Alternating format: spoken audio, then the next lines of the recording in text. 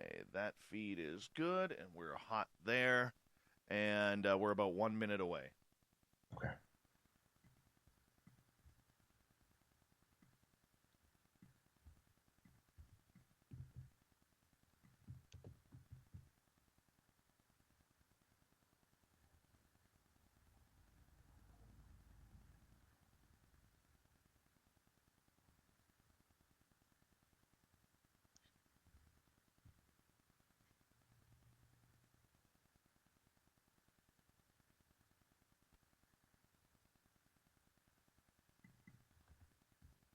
All right. Remember, everyone, a great way to support what we do on Spaced Out Radio on a nightly basis is to hit that subscribe button. We're trying to get to 10,000 followers before we hit the end of the year. Head to facebook.com/the SOR Vault in order to check out our swag as well. Here we go, guys. Music's on now.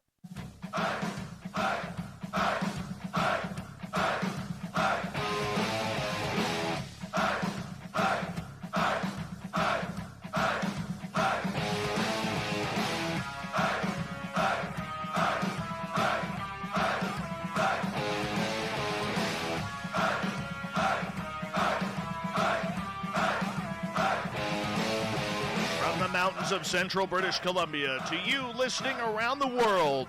This, my friends, is Spaced Out Radio. My name is Dave Scott, sitting in the captain's chair of SOR headquarters. We welcome you to tonight's show on our terrestrial affiliates around North America and digitally on TalkStream Live, Revolution Radio, and KPNL. If you want to take a listen to our archives, they are free for you at youtube.com/Spaced Out Radio. Do old Davey the favor. Hit that subscribe button. Follow us on Twitter at Spaced Out Radio and on Instagram at Spaced Out Radio Show. Our website is spacedoutradio.com, where we have a plethora of features for you, including rocking out to Bumblefoot and reading up on Captain Shirk's SOR Newswire. Tonight's show is brought to you by Chive Charities. Help make the world 10% happier by visiting Chive Charities today. You can find them on our website. What's it like to almost die on Mount Everest? What's it like to be haunted by the world's tallest peak? Tonight, we are going to take you into an unbelievably true story with our guest, Nelson Dellis. Nelson is a mountaineer who is also a 4-time United States memory champion. Trust me, this guy remembers everything. His quest for the world's highest peak has almost cost him his life, not once, but twice. He's seen the bodies, he's seen the danger, he's pushed his own body to the limits to where it's almost failed him. Tonight, he retells his story again. NelsonDellis.com is his website. Then at the bottom of hour number 3, I will bring you the SOR Newswire, brought to you by Paranoia Magazine. Mr. Nelson Dellis, a good friend of this show, I got to say that out of all the years that I've been doing this, and we just passed our 6-year anniversary, I would rank you the number one interview that I have ever done on a professional level, and I have needed to interview you and go over this story again because from the last time you were on till where we are today, our audience has grown substantially across North America and the world, and I needed to bring your story back because I just thought it was that important. So thank you so much for joining us once again. Yeah, thanks for having me. I'm excited to be here again. You know, one of the things I think will be interesting to hear, because I don't talk about my full experience all the time, so it'll be interesting to see how similar it is to how I recalled it back on our previous time versus now, you know, that memory side of things playing in. Well, you know what, though? A lot has changed in your life since the last time you were on. I believe you had just gotten engaged to your beautiful wife, and I saw all the photos, you know, of your wedding, and you guys look absolutely stunning on your magical day. You now have 2 beautiful children. A lot has changed in your own goals, in your own life. You know, maybe talk about your family and how this kind of, you know, puts mountaineering on a different side of life now. Yeah, it definitely takes on a different meaning and level of importance. I have 2 children now, which is crazy to say. Last time we talked, I had 0 children. I have a 2-year-old and a 6-month-old, and they're great, 2 little boys. And I mean, before I would go do a climb. This was even before I had a wife or a serious fiance that was now my wife. I climbed for myself. I had nothing else to worry about, nothing to consider. But now, obviously, this year I haven't done much in terms of climbing just because of COVID. But I have to consider it now in the future in terms of how I want to push myself and what risks I want to take. So that it changes a lot. Well, let's discuss that, because for people who don't know you, okay, you are the 4-time memory champion in the United States. For people who may not understand, what is that about? Yeah, so that's kind of my main thing. That's my career. I teach people how to improve their memories, how to improve their brain health through memory techniques and kind of brain health protocols. And I got into that about 10 years ago after my grandmother passed away from Alzheimer's disease, and it kind of inspired me to question what it means to have a healthy brain and what could I be doing about it now at my young age so that the same thing doesn't happen to me as I get older. And that led me into this kind of weird world of mnemonics and competitive memorizing, which I didn't know about until 10 years ago, and most people still don't know about it. It's quite a small, quirky competition, but it's fascinating what a lot of these competitors can do. And when I first heard about it, I thought it was out of this world, something for people that have naturally good memories, not me, which I never had a good memory. And what I found out real quick is that it's just technique and practice, and that anybody can learn how to do it. We have this capability within us. It's just a matter of harnessing it and kind of sharpening it and practicing it. So I took it upon myself to learn it, and in a very short time, I was able to get good enough to win championships and break records and become a grandmaster, and it kind of changed my life. Now, this is something that changed your life for the positive and just putting that time into your memory. But were you always an outgoing person that into extreme sports, or did this kind of open up the fact that really, if you can take control of your mind, you can do anything that you want? Yeah, I don't know. I've always been interested in lots of things. I'll kind of get into a fad and dive into it 100% really intensely for a while. And then I'll kind of get into something else. That's kind of been Nelson's name of the game. But when I found memory and memory sports, that was kind of the first serious thing that I dove into that stuck. And it's still with me today. I train my memory every day and I love it.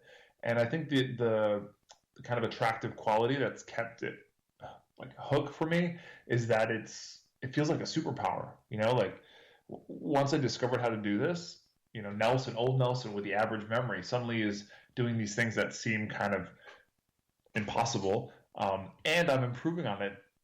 For the last 10 years, I'm getting better and better, just like any athlete might if they're pushing to become a faster runner or a stronger athlete. There's ways to improve that, whether it's your technique and finding ways to push through plateaus.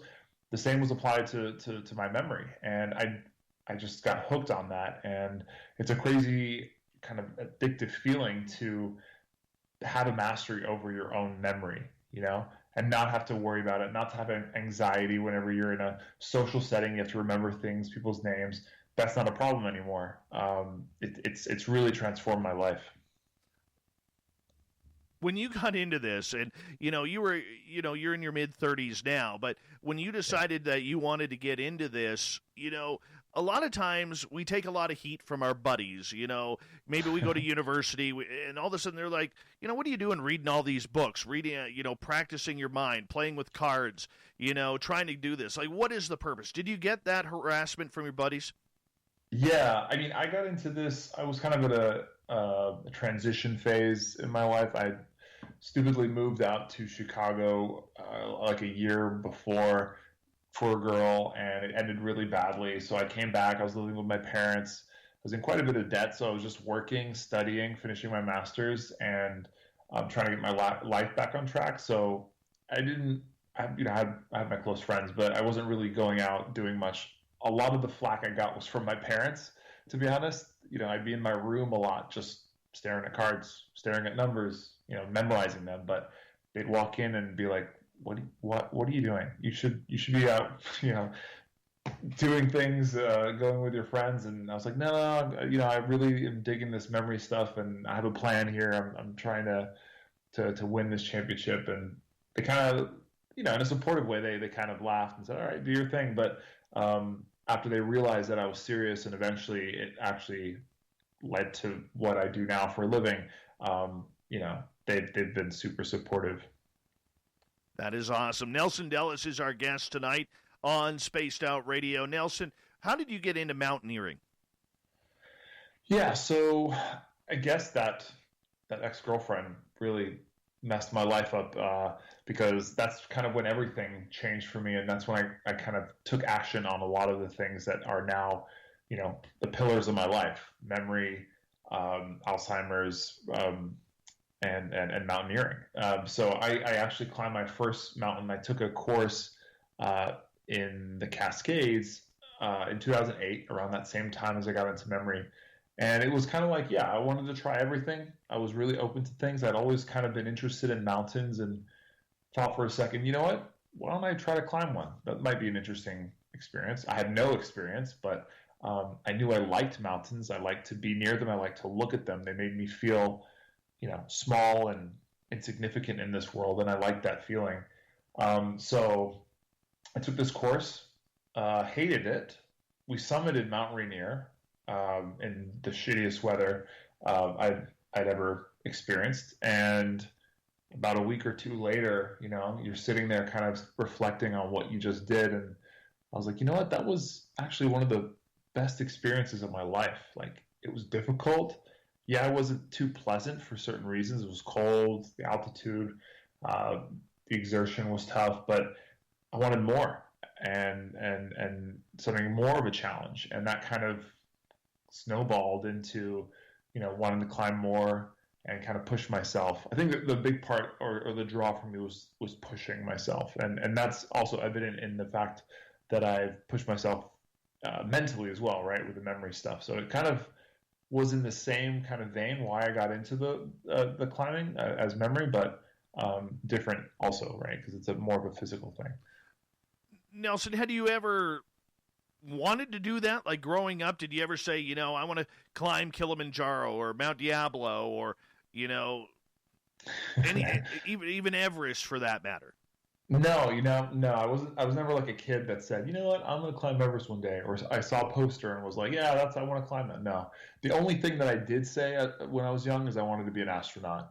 I wanted to go into space. I wanted to be the first person to set foot on Mars, that kind of thing. You still can. You still can. Yeah. No, and I kind of say to myself, well, maybe this Everest thing was kind of it's a similar thing, right? I want to get the closest I can to outer space, right? So, in a way, you are in outer space when you're up there, man. It's far out there. What is the rush like? Like, why do this? I look at a mountain and I think, okay, like I admit it, but I'm fat. Okay, there. I'm just gonna say it. I am fat, and there is no way that I could ever look at something like that and say, with my bad knees and my belly and my third chin that hides under my beard, I'm looking at it and I'm thinking there is no way that I could ever push myself to those limits, and yet here you are. You have trained your body in order to be able to take that type of severe punishment. But hold on a second, because what you just said, right, like, is exactly the type of things that I told myself too. I don't consider myself fat, but there's definitely questions about what shape I'm in, or the quality of my knees. They're not the greatest. My leg strength. I thought all those things too. And then I think that's the beauty of this sport, is you go into it with a lot of questions and self-doubt, and it hurts, and maybe you do struggle to get up there because you're not in the greatest shape. But imagine how you would feel with all those doubts that you just mentioned, having succeeded, right? And maybe you don't succeed, but let's say you do. How awesome would that feeling be, right? That's the feeling that I am addicted to. And when you get that success, through all the doubt, through all the pain and discomfort, that's an incredible feeling. And it's just something that you want to do again, and you recognize that it's difficult. There's going to be hardships to get there, but the other side of it feels so good. That's really the calling that keeps kind of creeping up on you after every one of these climbs. See, for people like me, that feeling is called death, and I'm not ready to die yet, man. I got a lot I need to do, Sure, yeah. Then, of course, there's the risk. There's the balance there, right? But yeah, there are tamer mountains that you could start with versus, say, Everest. But yeah, my friend, I don't even walk up my driveway. All right, you should try it sometime. No, no, that's maybe a little bit far fetched, but honestly, Nelson Dellis is our guest tonight on Spaced Out Radio. So when did you climb your first mountain? Yeah, so that was 2008, and it was like I said, in the Cascades, Mount Rainier. Yeah, and it was we did a week-long course because it was training. It was actually a training course for climbing Mount McKinley, Denali, which is the tallest peak in North America in Alaska. And I think I only signed up for that particular course on Rainier because it was the only availability through this company. Typically, a Rainier climb is just like a 4-day kind of expedition, but this one was like 8 days because you did extra stuff to practice or train for Denali, which is another beast of a mountain. You're carrying up a sled with hundreds of pounds of gear and food. So we had to do that on Rainier, which is kind of ridiculous. You don't need that much gear, but it was training for that. So that was my first foray into the mountaineering world. Okay, so when you accomplished Denali in Alaska, mm-hmm. What was that feeling when you reached the summit? Yeah, so that climb, I did that in 2009. It was, it's a longer expedition. It was 3 weeks from where we left out of Alaska, which is a small town called Talkeetna. And it took us 2 weeks to summit, and then we got stuck in really bad weather to come back down and we got stuck for a week. So 3 weeks in total. But on the summit, the cool thing about climbing McKinley is you're basically near the Arctic Circle. So in midsummer, which it was, there was no darkness. You're there all day. It's sunlight. So typically when you climb, you want to climb at certain times of the day. So it's, the sun isn't like melting the snow. It's safer. You have a time window, like when it gets dark, it's better to be back in your tent. But on McKinley, you can leave whenever you want, which is kind of crazy. And your summit date can be as long as you want because there's no kind of darkness coming. So anyways, that was strange. I remember going to sleep the night before we headed up, and it was sunlight outside, and we woke up. It was like, I don't even remember what time we left, but I would say it was early morning, but it looked the same. And we were one of the only ones on the mountain that summit day. And there's this beautiful ridge that you climb up onto. I'd say it's one of the beautiful kind of summit ridges that I've ever seen. And I just remember kind of floating.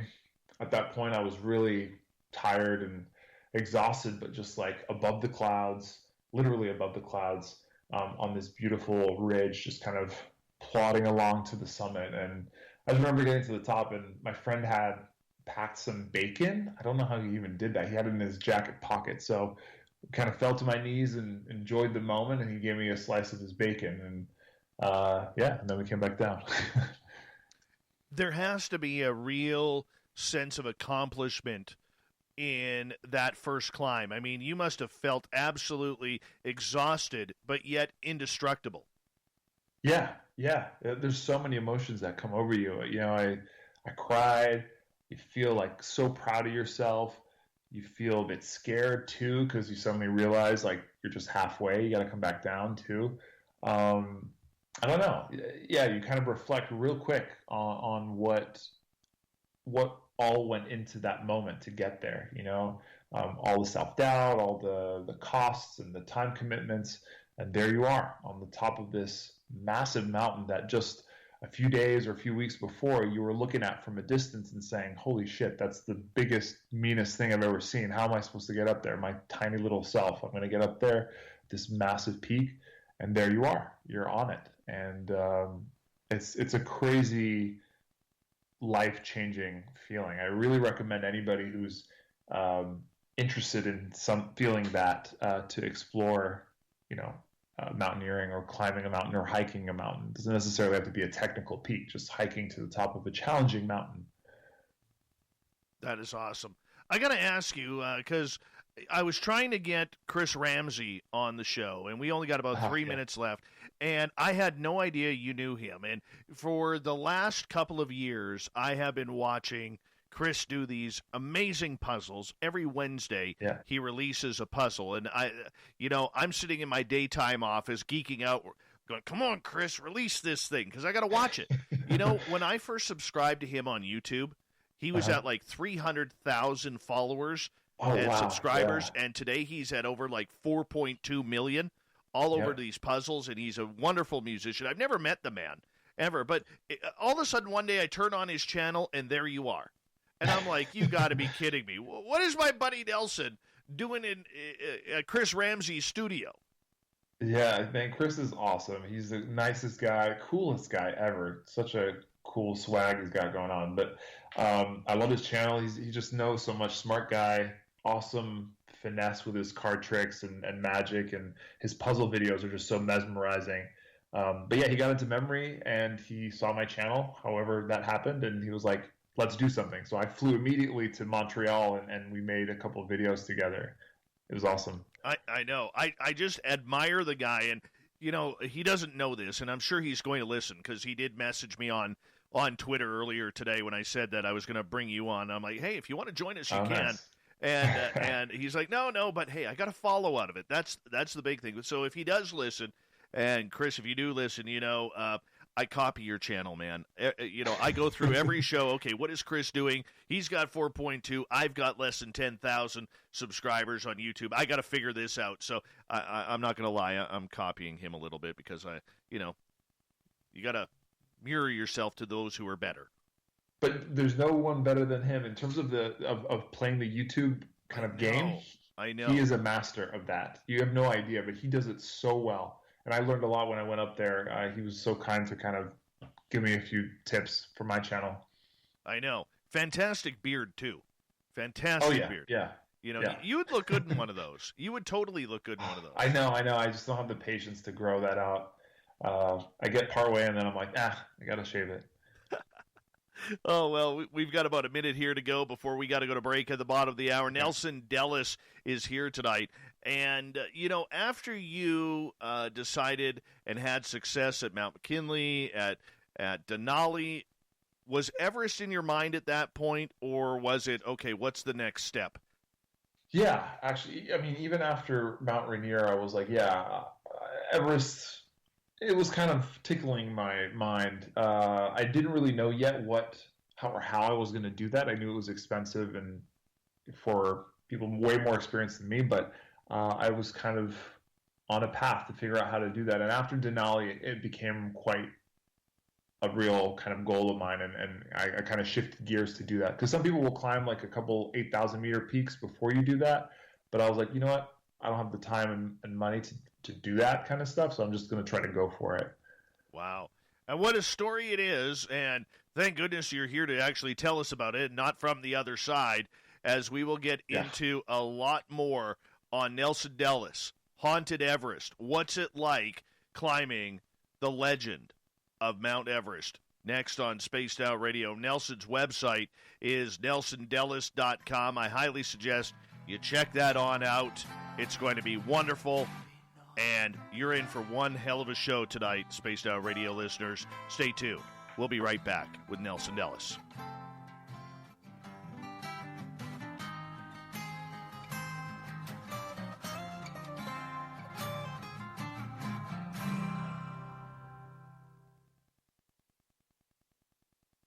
Sometimes I hate the warm-up half hour, man.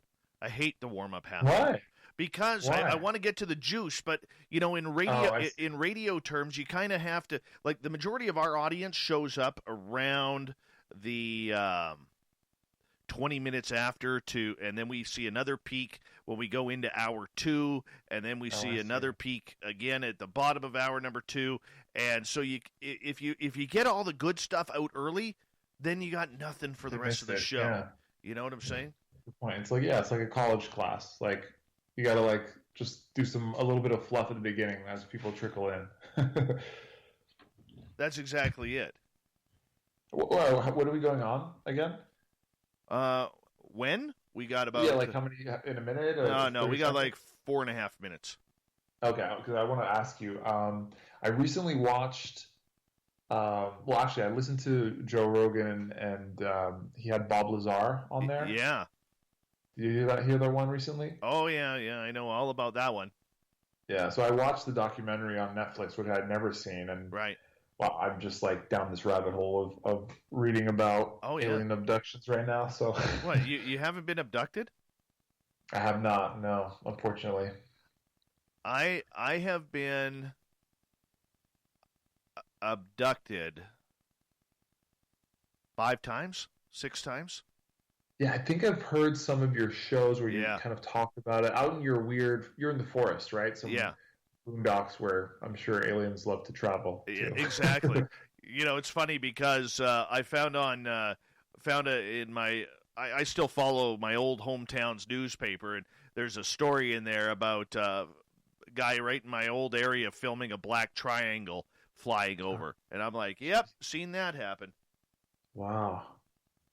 Yeah, I mean, I've always been skeptical, but I always believe that there's some of those. My mom had an incident when we were younger, some kind of encounter, but she always describes it very vaguely. She doesn't really know what happened, so it's like hard for her to talk about. Right. But the Bob Lazar thing was kind of the first thing I ever really heard and read that was like so believable that I can't imagine it being bullshit, Yeah.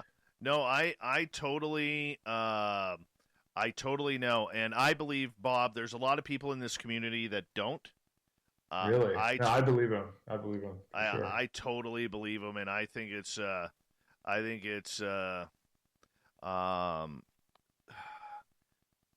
there's just some weird things that happen. I come from a journalism background. And George Knapp, the reporter, who is like a hero of mine, he put his career on the line for that. Yeah. And it paid off. And there's no way that if that story was false in any way, KLAS in Vegas, where Knapp works, has never retracted the story. They've never fired George Knapp. And that, to me, tells a lot to the truth of the story. Yeah, exactly. Yeah, and just that, like, Bob Lazar, like, why would that guy make it up? Like, it doesn't make sense. Oh, it ruined his life. Yeah, exactly. It's not like he made money from it. It probably made his life worse. Yeah, absolutely. It's the same thing as the Sasquatch video that Patterson and Gimlin filmed in 1967. Bob Gimlin, who's now like 94, 95 years old, says now, it took him a long time to accept what they filmed, and he said if he could do it all again, he wouldn't. He wouldn't have released the film because it literally ruined his life. Jeez. Yeah. Crazy. So, it's weird. It's very weird, but, it's, that's a good one. When was your most recent abduction? And when you say abduction, you mean, was it an experience or abducted like they took you? Or took you? I don't know what defines an abduction really. There was, sorry, I'm watching the clock here. We only got like 35 seconds. Okay. We can catch up in the next. Let me. I get them kind of confused sometimes. Okay. I'll get it for you here. But just give me until the next break, then I'll bring that down for you, man. Big Sure. thank you to Xavier. Merry Christmas to you, buddy. And at Jarhead for the Super Chats. It's a great way to support what we do on this show. You can get your SOR swag by going to facebook.com/the SOR Vault. That's where we have all of our awesome T-shirts. Here we go with the second half hour, everyone.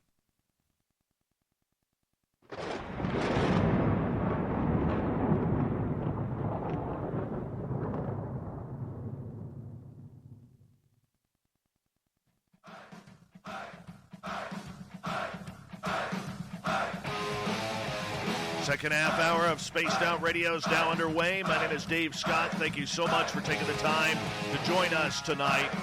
Really do appreciate your time. Want to remind you that if you've missed portions of this show or others, check out our free archives by going to youtube.com/Spaced Out Radio. Do me the favor, hit that subscribe button. Our website is spacedoutradio.com, where we have a plethora of features for you, including rocking out to Bumblefoot and reading up on Captain Shirk's SOR Newswire. Follow us on Twitter at Spaced Out Radio and on Instagram at Spaced Out Radio Show. We continue on tonight with Haunted Everest. Mountaineer Nelson Dellis is here to share his extreme story and the strength and the magnitude that he has to keep on fighting. This is something that he wants. I think he's going to get it one day. Nelson's website, nelsondellis.com. Nelson, welcome back. Thank you. Yeah, thanks for having me again. Not a problem, my friend. Not a problem.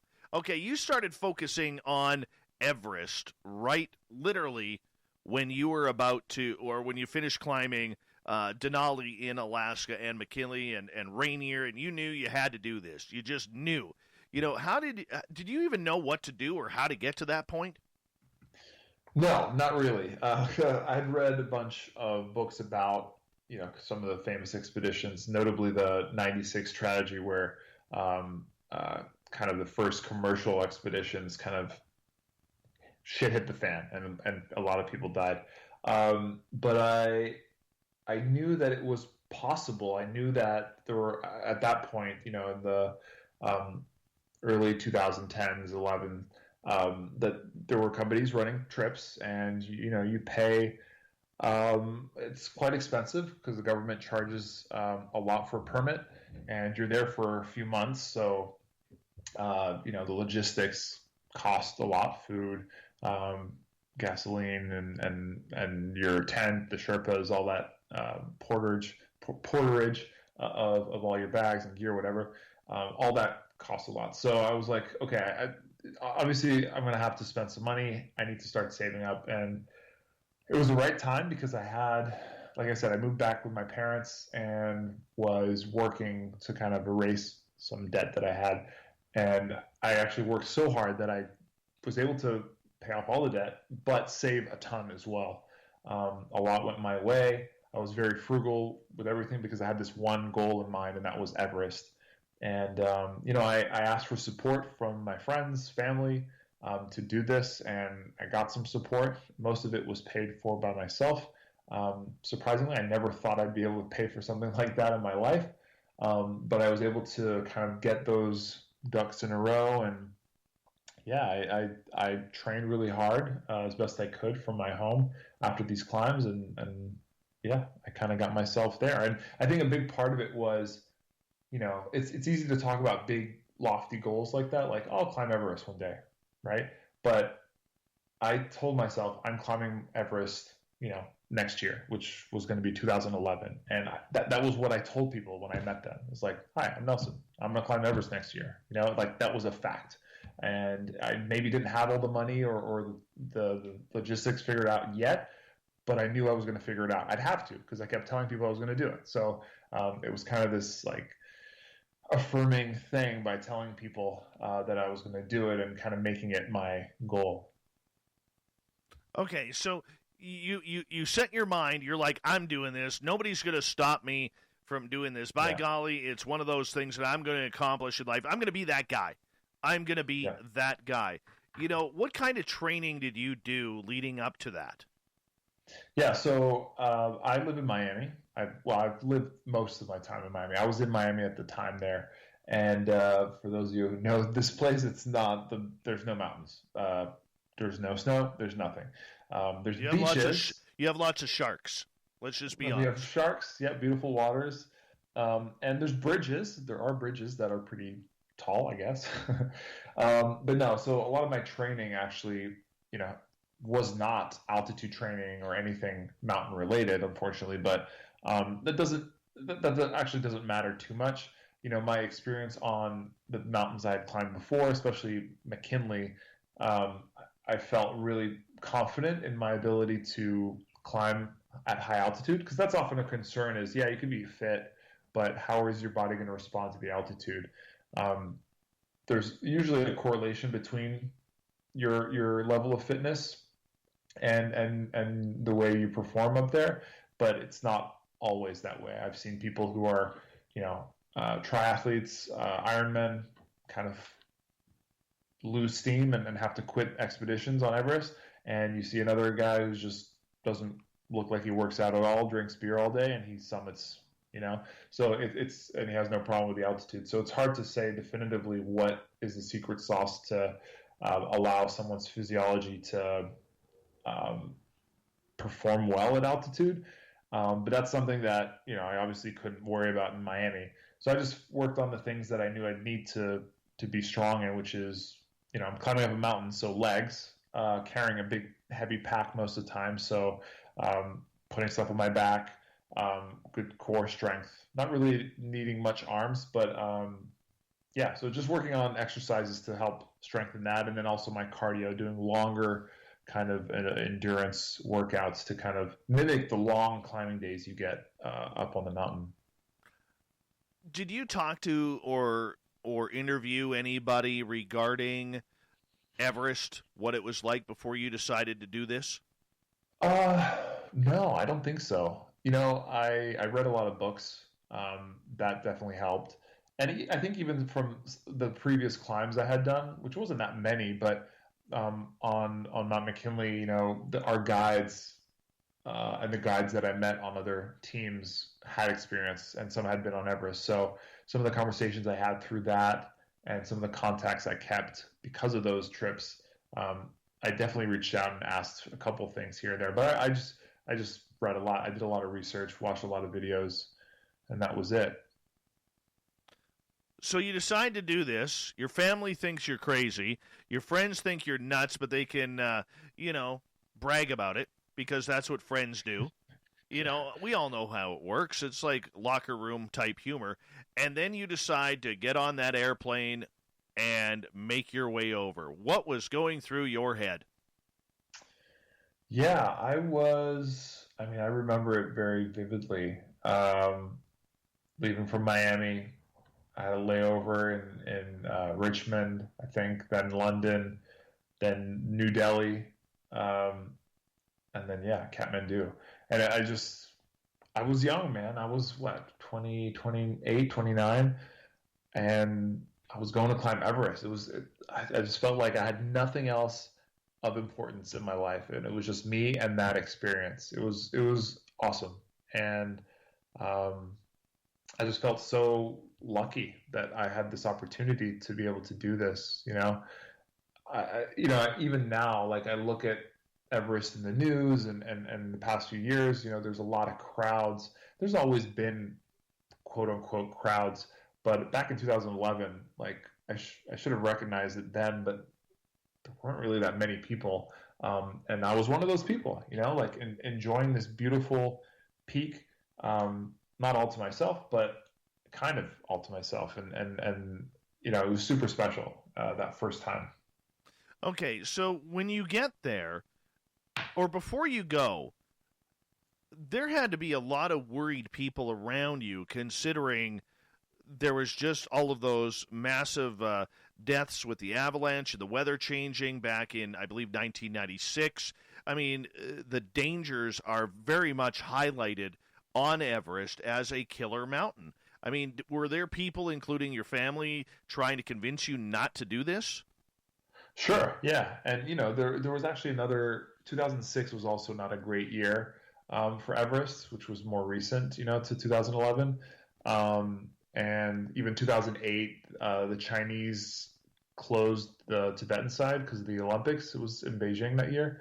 So there was like a lot of questions, instability and concerns. And one of the things that I remember to kind of get excited for the trip and to really scope things out was there was a show on Discovery Channel called Beyond the Limit. I think was it called Beyond the Limit Everest, and it followed an expedition for a couple seasons. And yeah, I remember watching that and showing my family and my girlfriend at the time, and they were like, "Why are you showing this to us? It's not making me feel any better." Because some guys got in some problems. That was some people died on the show. Not from the show, but people on the mountain died during that season. And yeah, they were definitely worried. There were a lot of tears when I left, and even on the phone calls that I had while I was out there. But my parents especially were super supportive, given that their son just wanted to go and throw himself at Everest. I can see how that must have been hard for them, but they were supportive. They were excited for me. Nelson Dellis is our guest tonight on Spaced Out Radio. About Mount Everest, you all of a sudden land in Kathmandu. How do you get to the mountain from there? Yeah, so Kathmandu is the capital of Nepal. It's a bustling little city. Oh, well, it's a big city, but it's compact and well trafficked. Most of the tourists stay in this one area where there's a lot of kind of climbing shops and nice little restaurants. It's a cool little vibe, but it's quite polluted, and like I said, it's dense. So within a few days, you're kind of like, this is nice, but I want to be in the mountains right now. You're actually wearing masks or a buff covering your face because the air is so dirty, and you just crave that mountain air. So from Kathmandu, after a few days of kind of checking your gear, meeting your team, and all that, you go to the airport. You take a flight. It depends which side you're climbing from, but if you're climbing on the Nepalese side, you take a kind of an hour flight on a prop plane to a town called Lukla, which is in the Everest Valley, and that's kind of where you stage your trek into base camp. That's kind of the first stage of this climb. Okay, so you land at Everest. You don't know a soul who you're going with at this time. Am I correct? No. Yeah, I mean, I'd kind of connected with a few on social media, but they were strangers to me, But I think our team was around 13 people, plus our main guide, Tim, a Canadian guy, actually lives out in BC. And then our team of Sherpas, who I didn't know, but, I was getting to know them. Okay, so basically you're alone. Let's just call it that. Yeah. You are alone with strangers whom you've never met, but you know that you are going to place your life in their hands, and they're going to place their lives in your hands, even though this is an individual trek. That's a lot of responsibility, man. Yeah, but that's this world of climbing. It's the people who I hired or who I was joining as a team. We all know this, and there are different kind of expeditions companies. Some that are like super hands-on. You pay like a super premium price to get like handheld, not literally handheld, but figuratively. And then there's others that are a little more hands-off, and then they cost a little less because you're not getting that, tender loving care as much. And obviously I had a budget, but also I didn't want to be handheld. So the company that I went with was just the right, was the right temperature of porridge, right? Right. There was enough help to kind of, obviously I was new to this in a way, to get me to the places I need to help support me, but also, on the climbing days, I could go with a Sherpa that had been assigned to partner with me. And that was it. We'd go at our pace and meet the rest of the team at the next camp when we got there. So, Yeah, we're all aware of what we're getting ourselves into. Well, most people are.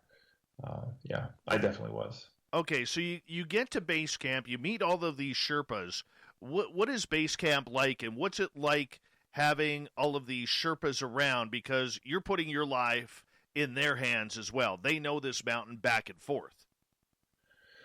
So the Sherpa are the kind of locals, the local tribe, you could call it, I guess, from that region, and they are mountain people, and the Sherpas that actually work on the mountain as climbing Sherpa, it's really what do you call it, a highly regarded position, or career, that someone in the valley can attain. And it's not easy for them. They have to go to school, climbing school. They have to kind of earn their way to be a climbing Sherpa. And so these guys are some of the strongest, humble as well, people I've ever met. And they work so hard. And they're we're just there, us Westerners. We're just there. We paid money and we're kind of going up the mountain. It's hard, sure. It's a challenge, but it's nowhere near what these Sherpas are doing. They set up everything for us, and we wouldn't be able to climb it without them. So they have to be always recognized as the people that make Everest happen for anybody else. It's amazing. Nelson Dellis is our guest tonight on Spaced Out Radio. How real was it when you arrived in base camp? Yeah, yeah. So that's what I was going to say is once you get to Lukla, where you land in the airplane, the prop plane, which actually you land in one of what they call one of the most dangerous airports in the world, because it's on the side of a mountain and it's slanted up because it's such a short runway. You have to have that angle to help break the plane from hitting the side of the mountain when it lands. But you hike into base camp. It takes 10 days. Partially because you take a couple days here and there to acclimatize. It's in certain in certain villages and tea houses that you stay in. So you're kind of climbing through this valley, going through these different zones. You start kind of going through the forests and gaining elevation. Then you get to kind of like you start seeing the vistas with all these massive Himalayan peaks, and then it just becomes rock and glacier, and then on the 10th day you're going to base camp. And it's funny because you expect to see Everest, boom, right there, but really at the base of Everest, at least on that side, the Nepali side, you can't see the summit of Everest unless you're like at the right angle. It's not like prominently right there because it's kind of tucked away within all the sub peaks around it. And so you get there, it's kind of lackluster because you're like, well, where's Everest? But you do see this other feature of the mountain called the Khumbu Icefall, which is probably one of the most dangerous parts of the south side, just because there's so many crevasses, avalanches, and there's a lot of accidents that happen there throughout the season. So you see that menacing thing when you get to base camp.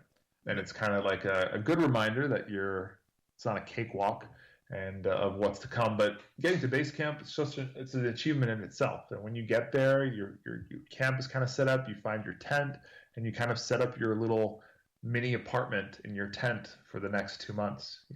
Why 2 months? So nowadays though, actually that time is shortened a little bit, just because of kind of technology in how people run these expeditions and acclimatize. But back then, 2 months was pretty much what you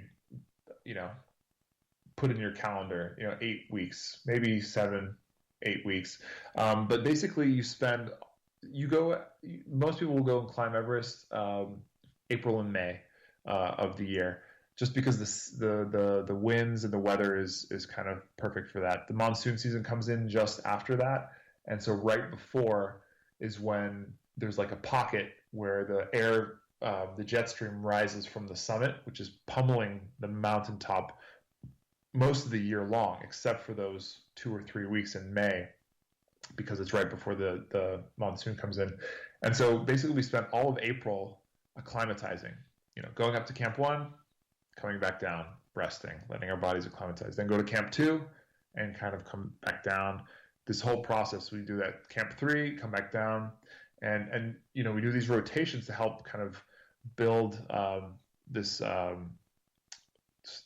increase our red blood cell count and acclimatize better, so that when May comes around and the weather window, that pocket opens up, we can go straight to the summit, which you have to go Camp 1, 2, 3, 4, but you can do it all in one go, one camp per day once you're acclimatized. So that whole first month is prep, acclimatization, and then the second month is waiting for the weather window. And sometimes you're lucky, you're early.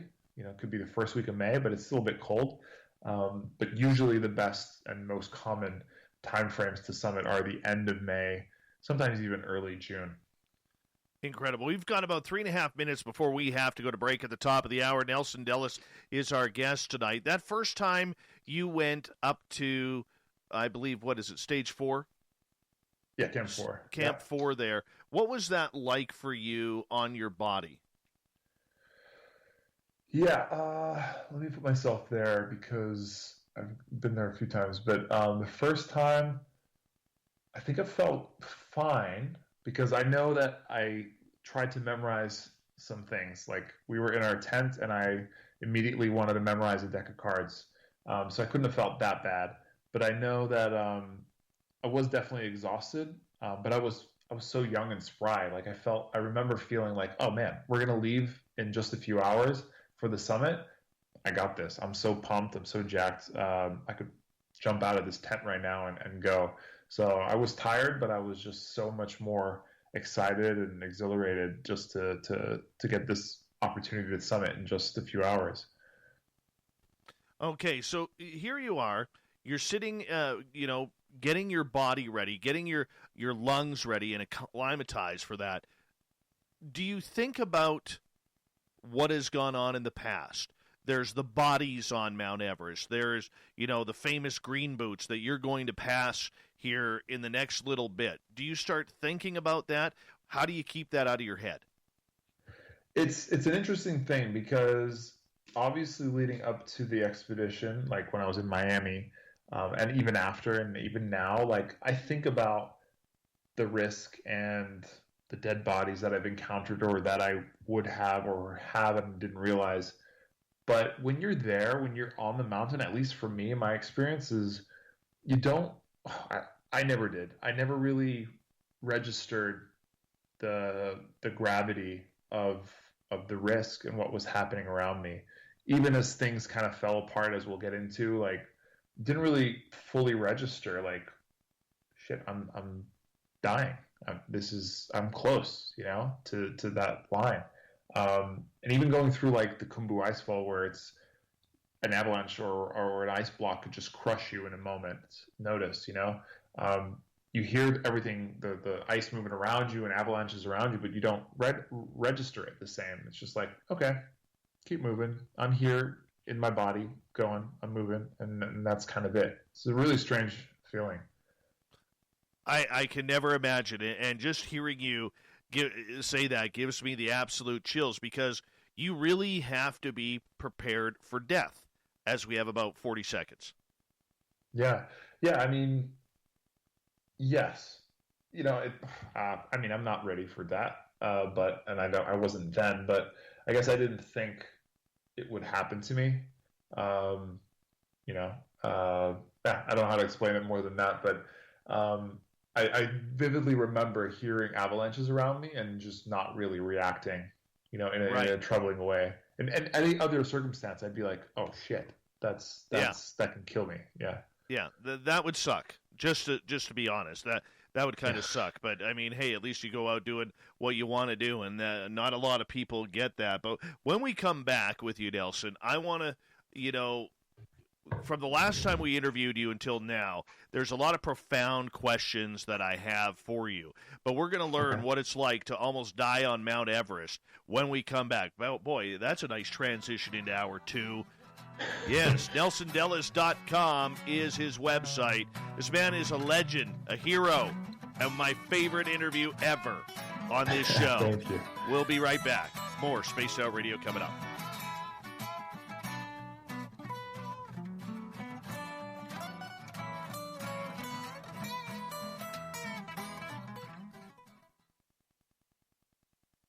All right, my friend, we're clear. I'm just going to run my dogs outside. I'll be right back, okay? Okay, yeah. All right, we got about 6 minutes. What to do?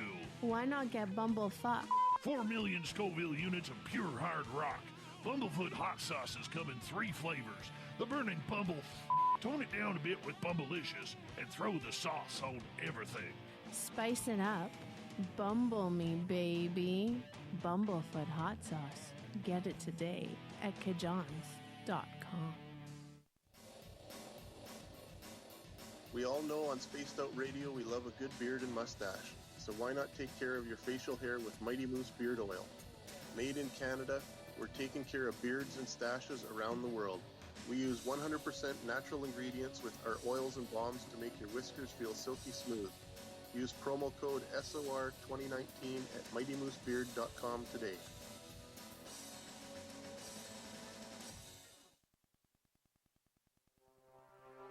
We are scouring the world for the most intriguing stories of your day. Take the time to read up on the SOR Newswire, where our team, led by Captain Shirk, will deliver to you some of the best paranormal and supernatural news, along with some stories that will blow your mind from the weird to the wacky. It's the news outside the news that piques interest, and that's what we're looking to deliver to you. The SOR Newswire, only at spacedoutradio.com. Hi, this is Amber Beckrud, and I want to invite you to subscribe to our YouTube channel where we store all of the SOR show archives for free. And as an added bonus, every 2 weeks I'm posting brand new content on Cryptid Tales, where I will get into some of the spookier legends and folklore from around the world and tell the stories that go with them. Find us at youtube.com/spacedoutradio and check out Cryptid Tales today. Drop a comment and let me know what you want to hear. See you there. Hi there, this is the paranormal lawyer Michael W. Hall. I'd like to invite you to listen in each Sunday night where we're going to open up your eyes to everything strange and paranormal. I will be hosting some great guests with topics that affect us all, such as UFOs, ghosts, and everything paranormal. Let's learn together on Spaced Out Radio Sunday with myself, Michael W. Hall, the paranormal lawyer at spacedoutradio.com. The party is always on at the Moose Vancouver. The Moose Vancouver is where you want to be when visiting Canada's West Coast. Open until 2 a.m. nightly, the Moose cranks up the rock while serving some of the best rated food in the city. The menu starts at $6.95. Why party anywhere else in Vancouver when the Moose is right there? Get your horns up and rock with the Moose, the official party bar of Spaced Out Radio. For the price of 1 cup of coffee a month, you can become an SOR Space Traveler. The Space Travelers Club is a place where you can interact with other listeners, either live during the show or on our great forum. We want your stories, pictures, comments, and ideas. You'll get live video streams, exclusive content, and be a part of our newsletter. Stay in touch with everything SOR. The Space Travelers Club is just $5 a month at spacedoutradio.com. All right, buddy, I'm back. Okay, cool. All right, cool. And I got to ask one favor, if you don't mind. Sure. Because this is going out on terrestrial radio, I got to cut down on the shits. Oh, damn. Okay, my bad. That's okay. That's okay. I don't mind editing you. Usually I don't like it, but you're kind of special. And I'm kind of geeked out right now. Okay. Yeah, I forget. Yeah, if you're on YouTube, it's preferable not to have that stuff. I understand. Mm-hmm. Yeah. Well, my shows are all not rated for children, so it's all good. Yeah. Okay. Cool. Yeah. YouTube, I don't care. But one other thing I have to do, because my daughter Lane is listening right now, and her friend Blake. And Blake, I'm going to tell you right now, I don't like you, okay? Because I don't like any boy my daughter hangs out with. It's the dad in me, okay? And Blake, if you ever come over to my house, no eye contact. Remember the rules, okay? No eye contact with me. But happy birthday. Happy birthday to you, and I hope you have a good one. And, yeah, I don't like you. So we'll just leave it at that. Happy birthday, and thank you for listening. So, yeah, I have rules, man. So you're lucky you don't have daughters.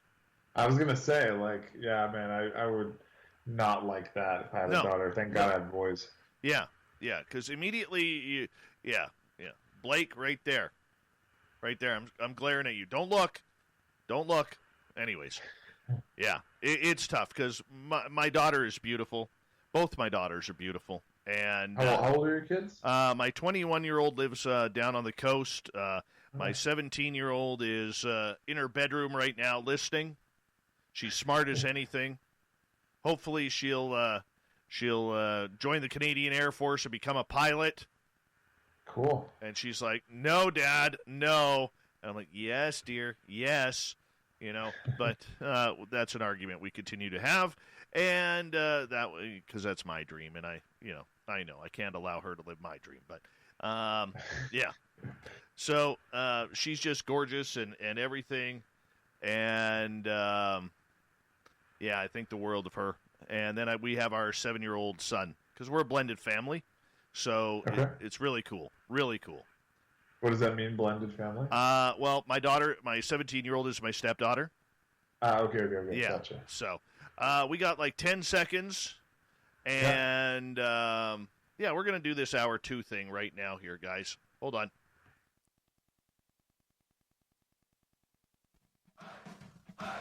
You're listening to Spaced Out Radio with Dave Scott. Follow Dave on Twitter at Spaced Out Radio. And on Facebook, Spaced Out Radio Show. Hour number 2 of Spaced Out Radio is now underway. Thank you so much for joining us tonight.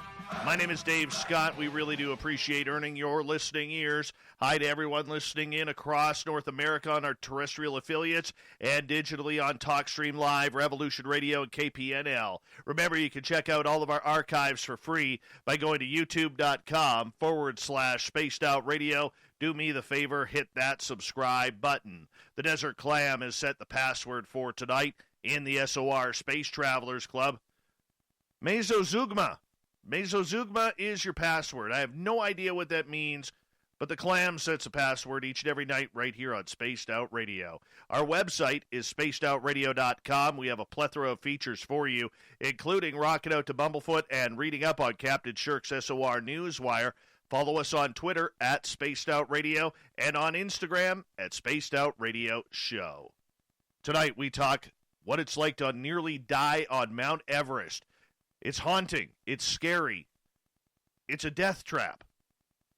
But our good friend Nelson Dellis, he's going to go for a 4th opportunity, and he is here tonight, the 4-time United States memory champion, good friend of this show. I still have the book of Yeti that you got for me, and I really appreciate that, man.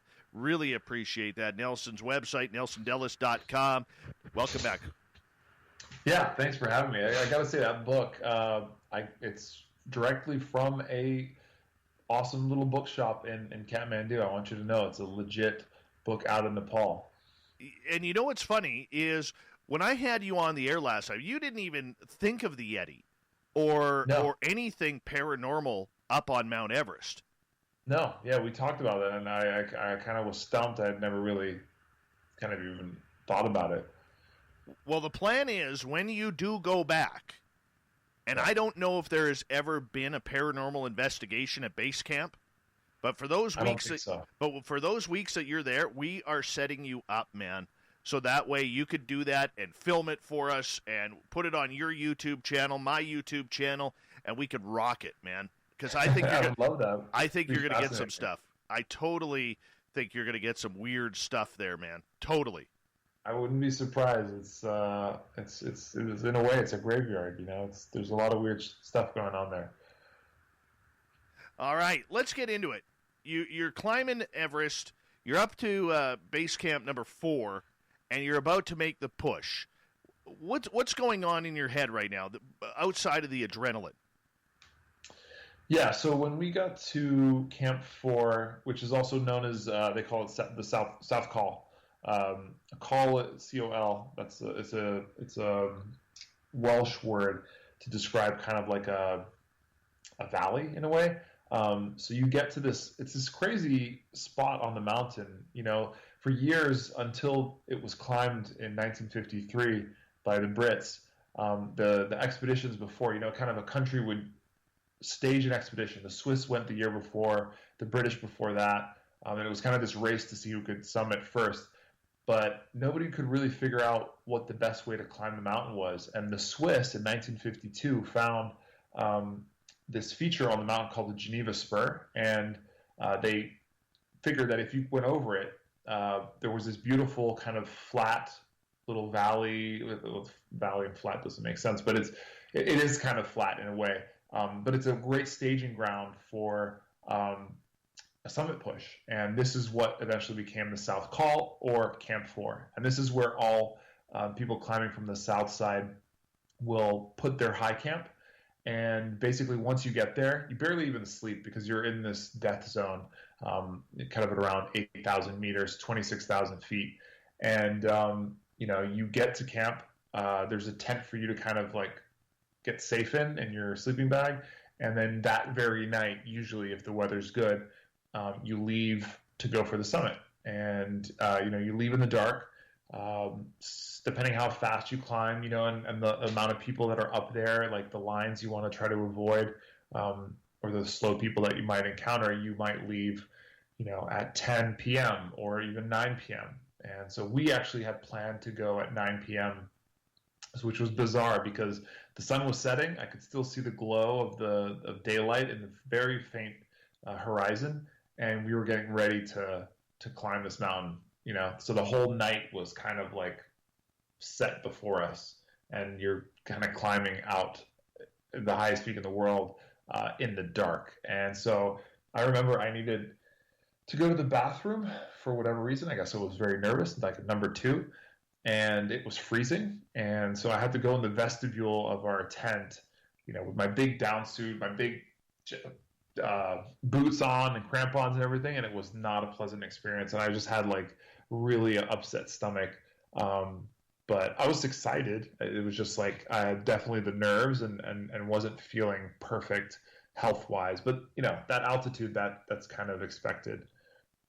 What's that feel like on the body, being up with that thin of oxygen? Yeah. So I should say that I climbed or attempted Everest with oxygen, supplemental oxygen, which most people do.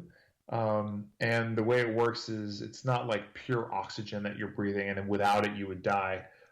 It's supplemental. So it's supposed to help kind of like at 26,000 feet where you're at in the death zone, your body is wasting away. It's essentially dying because you can't acclimatize at that height. There's a certain height where your body just can't create more red blood cells, so it doesn't really improve. And so what the supplemental oxygen does is it kind of like, lowers what altitude you're at in a way. Not by much, but enough that maybe your body can hang on a little longer. So we're sucking on O's when we call it O's, oxygen. We're sucking on it at a high flow rate when we're chilling in the tent just before we're about to leave. So we're trying to get as much kind of oxygen in our body so it gathers strength, stays warm. And then when we start climbing, we lower the flow rate a little bit just to conserve oxygen. And so you don't feel horrible. I felt, like I said, I had a kind of a stomach issue. I was nervous. I don't like leaving in the dark. I just don't like that feeling. It's kind of ominous.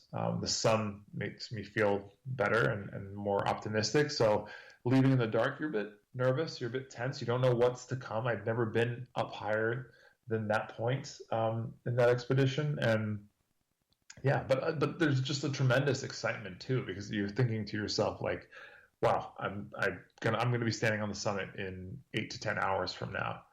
But in terms of how my body feels, other than my stomach issue, like, every movement you do is tiring. Like just to squat down and do my business, or to like walk over here and put my backpack on. It's like it's tiring. It takes tons of effort and you breathe heavy, and then you got to like pause and kind of gather your breath, because every step, every tough movement requires, you're breathing a mile a minute, and it's just it's killer. The 8 to 10 hours, how far distance is that from base camp 4 to the summit? Yeah, so from that camp, let's see, we're at 26,000 feet. The summit's 29,000 and change. Yeah, so it's like a 3,000-foot vertical that you have to climb. And it's not vertical, but the summit pyramid, they call it. You can kind of, from that staging area, the south call, you can see this triangle, the summit triangle that you have to climb up. And it's relatively steep. I mean, that's 3,000 feet in that little time is quite aggressive. I mean, you think 3,000 feet, that's 3/4 of a mile, basically. And take 8 to 10 hours, I don't think many of us could even fathom that. But reality starts heading in at this point, because not only is your body being beat up, but now you start seeing the victims of Everest. Yeah, well, you're in the dark, so not really in a way. Like like I said, it is ominous to climb in the dark, but it's kind of a blessing because you don't really see what you're doing, like the extent of what you're doing, the reality of it, because you have this headlamp that's lighting up, a few meters in any direction that you look, and that's it. Maybe I remember the stars were quite bright, the moon was out, so you could kind of see a little more, but essentially you're just in this little tunnel vision of you and what's in your immediate vicinity. But on the first part, there are a lot of bodies strewn about, and some that I wasn't even aware of until after. But I didn't notice any, at least until we got to a certain point up there near where I turned around. But yeah, they're there, and you're aware of that. Oh wow, I'm missing a whole part of my story here. But there was a point where I hit a fresh dead body that kind of changed everything. But we'll get to that. Oh, that just gave me the chills. Green Boots is probably the most famous body up there. To this date, he has still never been identified. You had to go right by him, did you not? Yeah, but this was that was in 2013. Okay. My second attempt on the other side. Yeah, the Green Boots. Green Boots is a feature on the feature. It was a person. A lot of people use it as a feature because you say if you pass Green Boots, X amount of meters left, that kind of thing. You know where you are on the mountain. But I don't think he's been identified. I think they know he was an Indian climber back in possibly the early 90s. I forget. Yeah. Yeah, that's just, oh, wow. So you're passing bodies, you're heading for the summit, and now all of a sudden things aren't going very well. Yeah, so the first kind of, I see the whole climb to the summit there in three sections. There's a kind of a 4-ish hour stint from the South Call, the Camp 4, to an area called the Balcony, which is like a little area the size of a small studio apartment that's kind of flat up this steep slope. And people usually pause there for a drink of water, refresh their oxygen bottles, kind of take a breather for a few minutes. And then you continue on up this, I'd say a little more rockier ridge. And that's another 4-hour stint or so until you get to the South Summit / the Hillary Step. And then it's like another hour to the summit. So I got to the Balcony, no problem. I felt great. I had my electric foot warmers that were doing gloriously. My feet felt very warm. I was toasty. There wasn't much wind. Like I said, it was dark, but the stars and the moon was still out. So it was quite pleasant, and I felt great. My stomach issue kind of went away, and I was just climbing. I was in my element. We got to the Balcony. I plopped down, and the way it worked on our team is we got a 1-to-1 with a Sherpa. So I had my personal Sherpa that was helping or who was climbing with me, and the rest of our team members were kind of going at their own pace, strewn about different points on this summit attempt. So we were kind of together at the beginning, but we kind of spread out. Some people were ahead, some people were behind. So I was at the balcony with my Sherpa, kind of by myself, I took some water. He changed my oxygen. That's what the Sherpas do. They do that for us because they are way stronger than us, and that's kind of what their role is, at least in that moment. And my buddy Kevin, who was me and Kevin were kind of the faster people in our group, and he had gotten to the balcony maybe 5-10 minutes before me, and he was like, gave me a pat on the back. He said, "We got this." We had our goggles on and our face mask. It's hard to tell who's who, but I could tell it was him, and we kind of gave each other a muffled, "Good luck, see you later, see you at the summit." And he went off, right? And I took a few more minutes, packed up my stuff, and we went on as well. And at that point, I'd taken off my mask, my oxygen mask, to sip some water, and I put it back. And as we started to go up, I had to readjust and put my mask on. I realized that I couldn't breathe through it. Like I said, it's used to get supplemental oxygen into your system through this mask, but the mask was clogged somehow or malfunctioning. I couldn't get any air into it. It was just suctioning to my face every time I tried to breathe in, like someone was covering my mouth, and not letting me breathe. So I panicked, and I turned to my Sherpa, who was right behind me. I was like, "I can't breathe. I think my oxygen's broken." And there was a language barrier issue.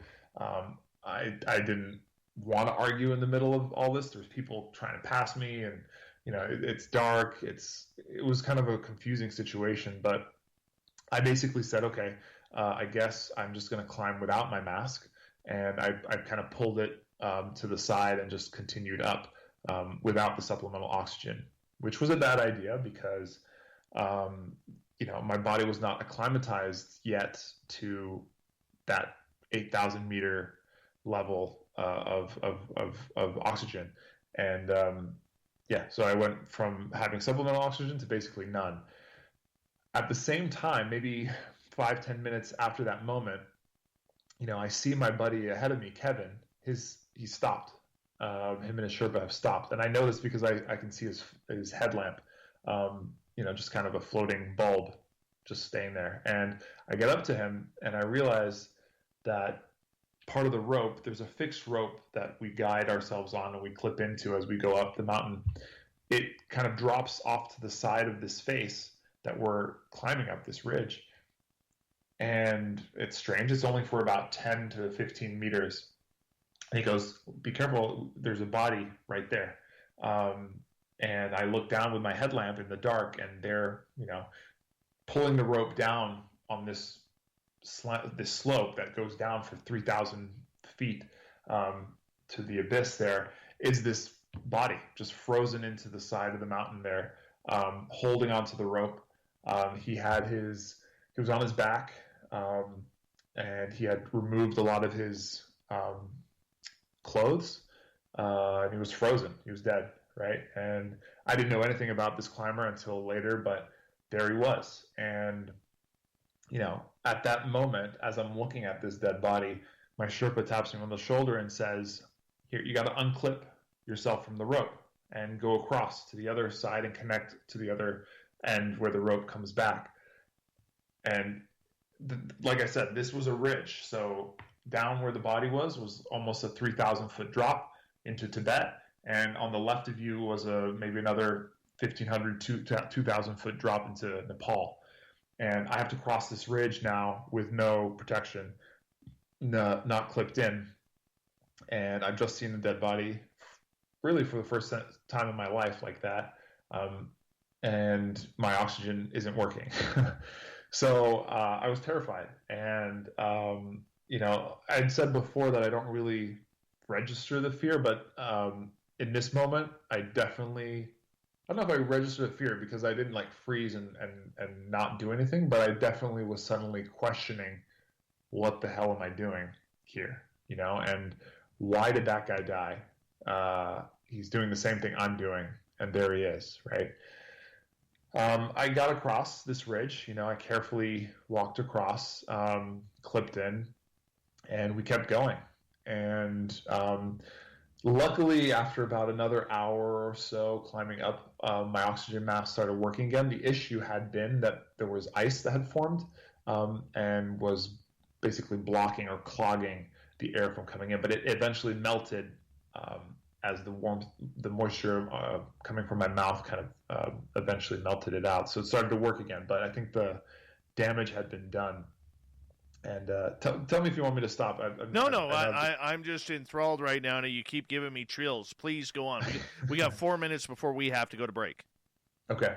Yeah, and then so eventually I started really questioning what I was doing. I felt a lot of the effects now of my lack of oxygen that I'd been climbing without because of my mask. And we got to this fixture on the mountain called the South Summit, which is kind of the next spot where you sit down and kind of change your oxygen. And that's when I sat down and realized that I was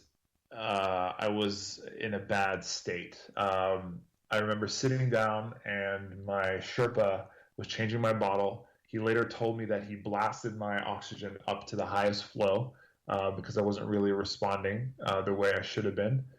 And yeah, I just sat there, and I'm pretty sure I could have just have sat there forever and not moved again.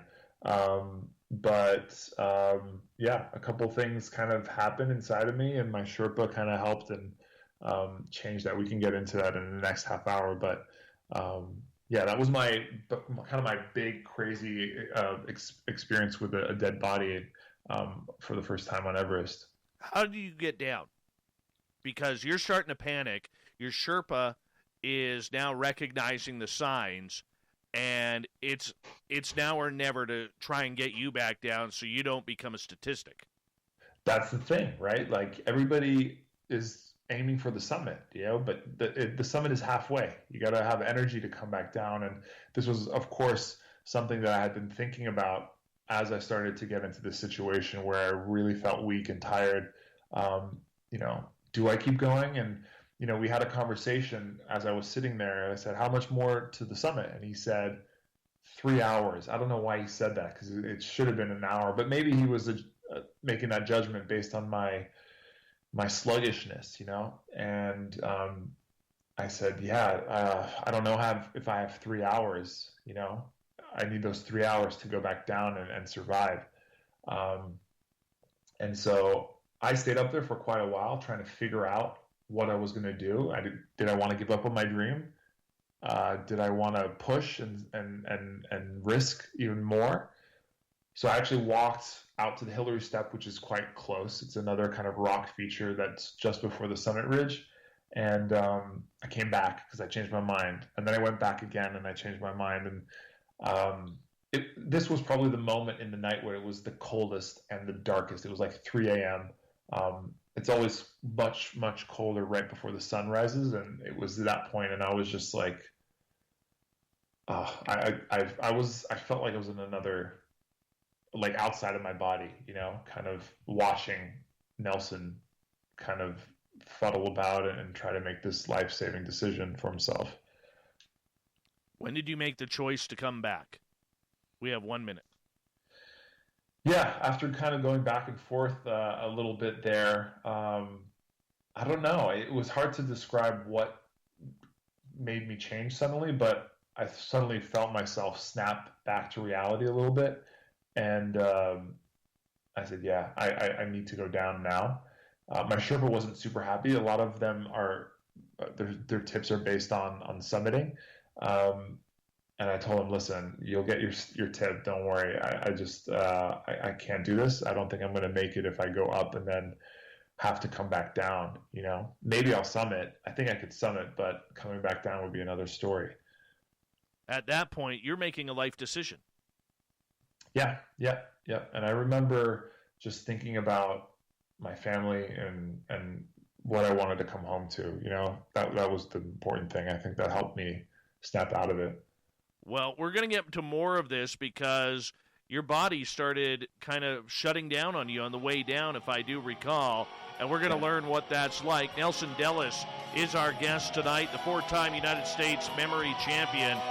What's it like to almost die on Everest? We'll be back with more Spaced Out Radio coming up right after this.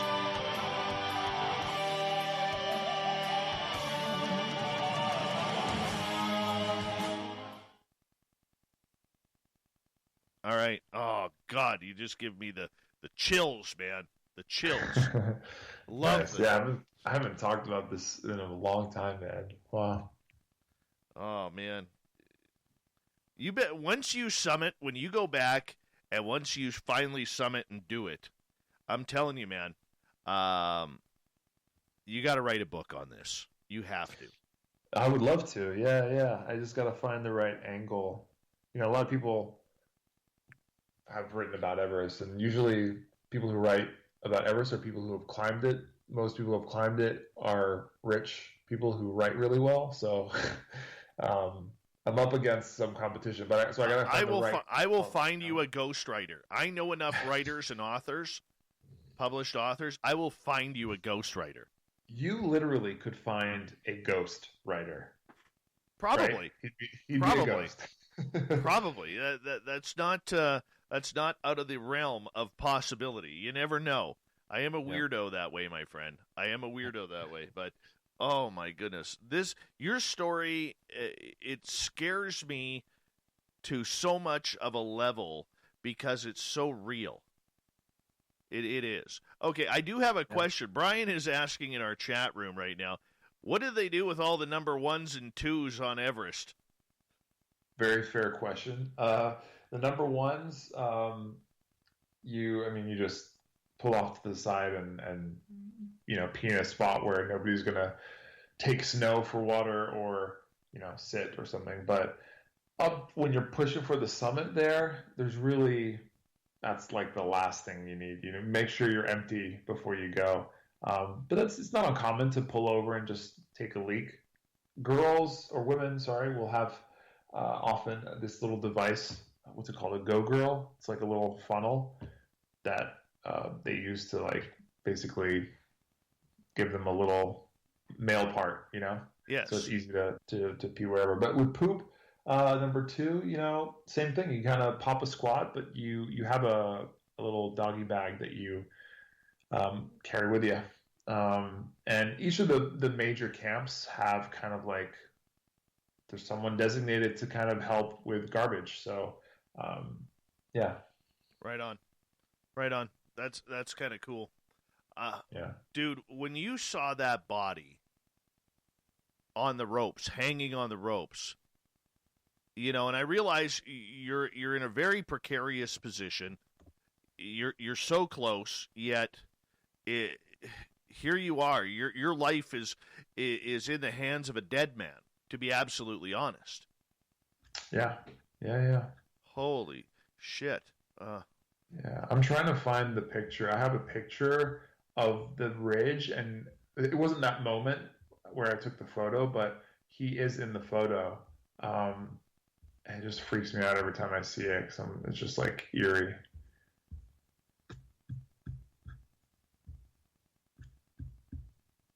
One second. I'm trying to find that photo right now. Did I send it to you ever? No. Hold on. Oh, there it is. Okay. I see the spot there. Okay. Wait, where? Which one are you looking at? Oh, no, that's not the spot. I'm on Google right now, and I just typed in body hanging on rope on Everest Ridge. Oh, yeah, it can't have been the only instance of that ever, but holy cow.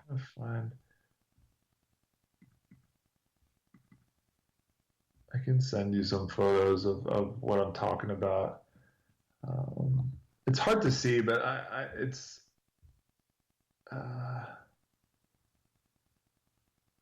this is definitely, I think it's there. I have to go back through this and double check, but yeah.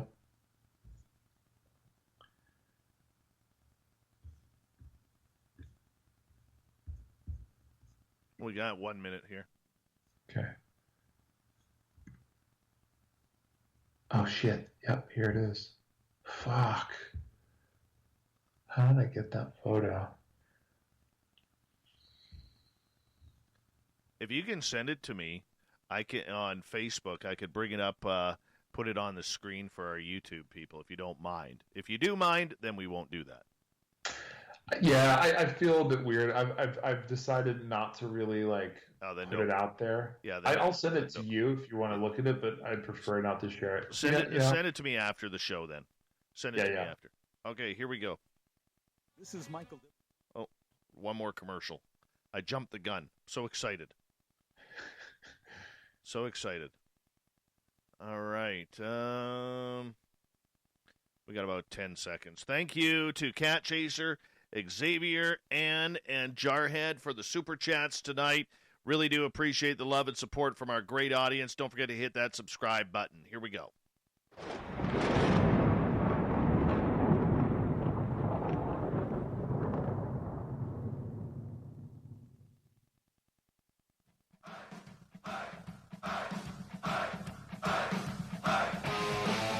Second hour of Spaced Out Radio, or second half of Spaced Out Radio is now underway. Dave Scott here in the captain's chair of SOR headquarters.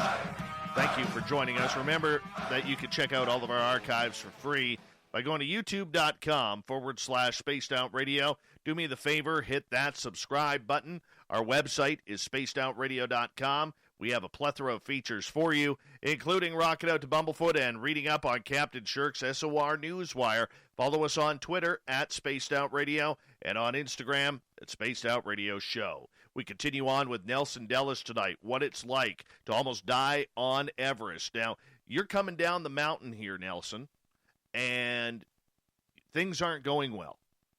What's going on with you? Yeah, I mean, I'm still alive. My oxygen is working. I've lost quite a lot of feeling in my hands. I'm worried about frostbite. My Sherpa had an extra set of really thick gloves, which he gave me. They were helping a bit, but I was fumbling about going back down. That first section that I had to go down was very rocky, so you're relying a lot on the rope. And without the feeling in my hand, I couldn't really grasp it confidently. So I was stumbling a lot. I fell a lot, embarrassingly so, like I was drunk. And that's kind of what it's like up there. You're drunk at that altitude, or performing like somebody who's drunk. And remember, I'm on this full flow of oxygen, and that's still not really bringing me back to life completely. So yeah, it was scary, and you're in the dark, and there's people coming up still. So you have to kind of wait, let them pass, or clip your beaner around them so that you don't fall to your death. And you're trying to stay kind of with it as you do that, which is, I don't know, eventually we got to a point back to that balcony section, and there was just one more section back down, which was a few hours that the sun came up, a little less scary of a section, and I was exhausted. So, I'd sit down every, 10 to 15 meters and just kind of realize what had happened and where I was. And as I got lower and lower, you kind of come to a little bit because the oxygen is getting a little thicker. And the sun is kind of motivating you a little bit. You're getting warmer. But eventually I got back to my tent at the South Col again, and I just collapsed in my tent, cried. There was another climber in there, and a girl from our team who had turned around, and her body had just shut down, and in a worse way than I. She passed out, and she had already come back down and was crying as well. It was a whole emotional thing, and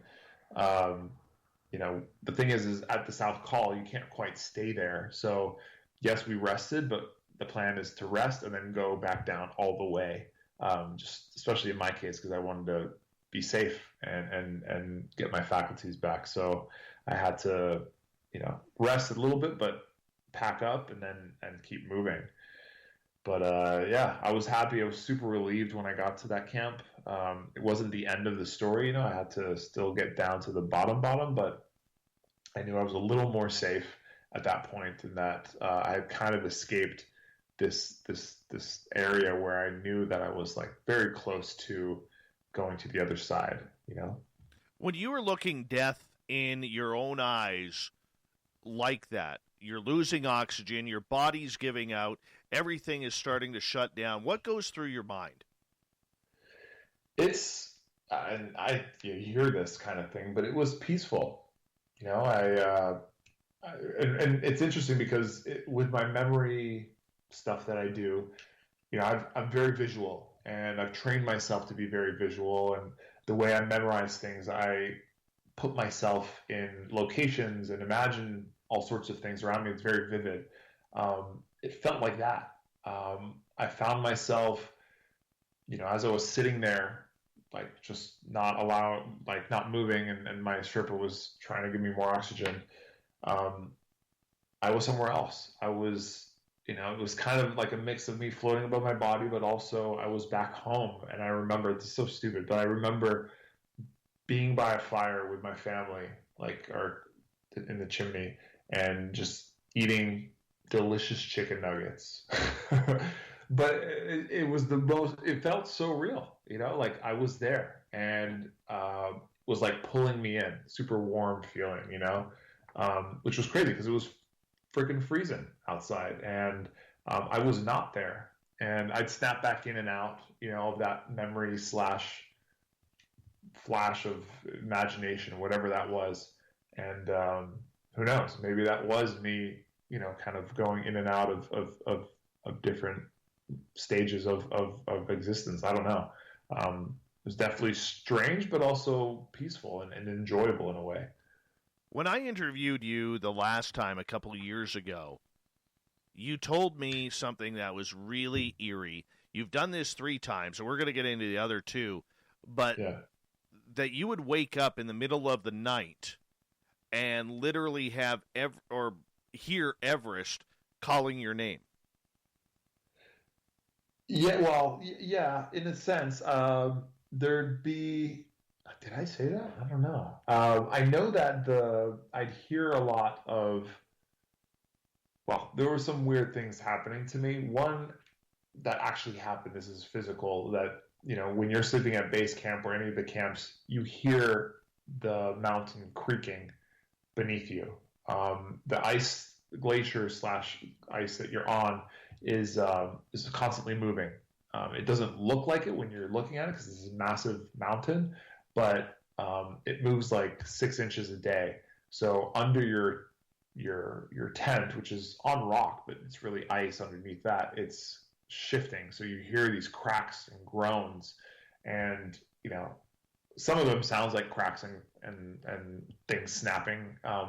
But other times it's kind of like a weird groan, and this is probably what I was referring to. Sometimes you can kind of make out weird sounds coming from there that, you know, you may misconstrue or interpret as something saying something to you, you know? Right. I think when we talked last about that, you had said, like, I had asked you, you know, or that you would dream about it, like, after you got home. Like, even going for, you know, eventually you're going to go for a 4th try, or at least you hope to, and I hope you do too. No offense to your family and your beautiful wife, but, you know, I remember you specifically saying that it was almost like the mountain was playing with your mind at times, itching for you to go back. Yeah, I mean, Everest has this insane pull for me, and I dream about it all the time. I can't stop thinking about it all the time. My wife doesn't understand, but it's just something I can't explain. And, you know, even though I had such a scary experience, you know, like, I still want to go back. It has this allure to me that I'm super connected to it at this point. And part of it is, I want a summit. That's been a goal of mine for a long time, but also, like, I feel like I have a relationship with this mountain, you know, and maybe it's toxic, maybe it's not, maybe it is a little bit, but it wants me back, and I want to be back there, you know. If you died on the mountain, would you want to stay? Like, my body there? Yeah. Yeah, I think so. I'm not a big, like, I've told my wife, if I ever die, or even forget about a mountain, just in general, like, you can, I don't care what you do with my ashes or body. So, but on a mountain, I think it would be fitting that I just stay there. Also, I don't want people to risk even bringing me down. Like, that's why a lot of those bodies stay up there, is because, for one, the Sherpas, who are the only strong enough people to move those bodies, it's kind of taboo in their culture to mess with those bodies, especially since they treat the mountain like a goddess. So if you're going to mess with the goddess, that's not good. And secondly, you don't want to, it's hard enough for one person to move on the mountain. So imagine moving someone else, this frigid, 150 to 200 pound body, that is risking somebody, right? Right. Or multiple people who need to bring it down. Because the bodies don't decay up there. They don't. They stay quite preserved, which kind of makes this whole I saw a dead body even weirder and scarier, because most times when you see the body, this sounds like I'm taking a piss a little bit of these bodies, but it's not. It's really like this. It's like Weekend at Bernie's sometimes, like they're wearing glasses, they're wearing suits, down suits, and there they are. Their skin is kind of intact. Depends how many years they've been on there. If you can Google like George Mallory, who was arguably the first person who climbed Everest in the 1920s. They found his body in the late 90s, and he's face down. You can see his kind of like old, tiny clothes, but there's patches of skin, and it's like bleached white. It's so bizarre, it's been in the sun for almost 100 years, but it's not, there's partial bone as well, like his skeleton, but you can see some of his skin too. It's crazy. That's just so weird, man. So weird in regards to that. But, okay, so as you are planning now, you come back, you're disappointed. What makes you all of a sudden think that going up a second time is a good idea? I don't think any of it's a good idea, but it's an idea that I have anyways, and it's something that I'm very bullish in that way. Like I have an idea and a goal, and I fail, I need to complete it. And especially, I knew that I was close. I knew that the issue with the mask was what kind of weakened me, and I later learned kind of a method to have fixed that issue. I just was inexperienced. I didn't know what was happening. My Sherpa didn't really help me that much. But I know how I would have avoided it if that happened another time. So I felt fairly confident that I could summit, right? I was so close, 50 meters to the top, vertical meters. So I made another attempt. I decided to go the north side this time through Tibet. Why? Because part of me knew a lot of the south side and knew what to expect, and I wanted something new that I didn't quite know so much about, so that like I could endure the discomfort with a fresh mind. Like I felt like if I already knew what was to come in terms of discomfort, it would be more of a mental game, because I know what's to come, versus something brand new. Like I don't quite know. I've heard about it. I've asked people. I've kind of seen videos, but I've never experienced it. So that experience will be new and fresh, and mentally might be easier. That was my thinking. But it didn't go that way. No, unfortunately, no. But I got to, where did I get to? Around 8,500 meters. So I'm talking meters and feet here. I don't know what that is in feet offhand, but the summit of Everest in meters is 8,850. So I was at 8,500.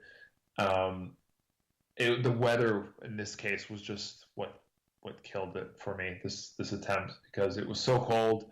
The north side is notorious, especially on the summit ridge, for being super exposed and windy and cold, and it was.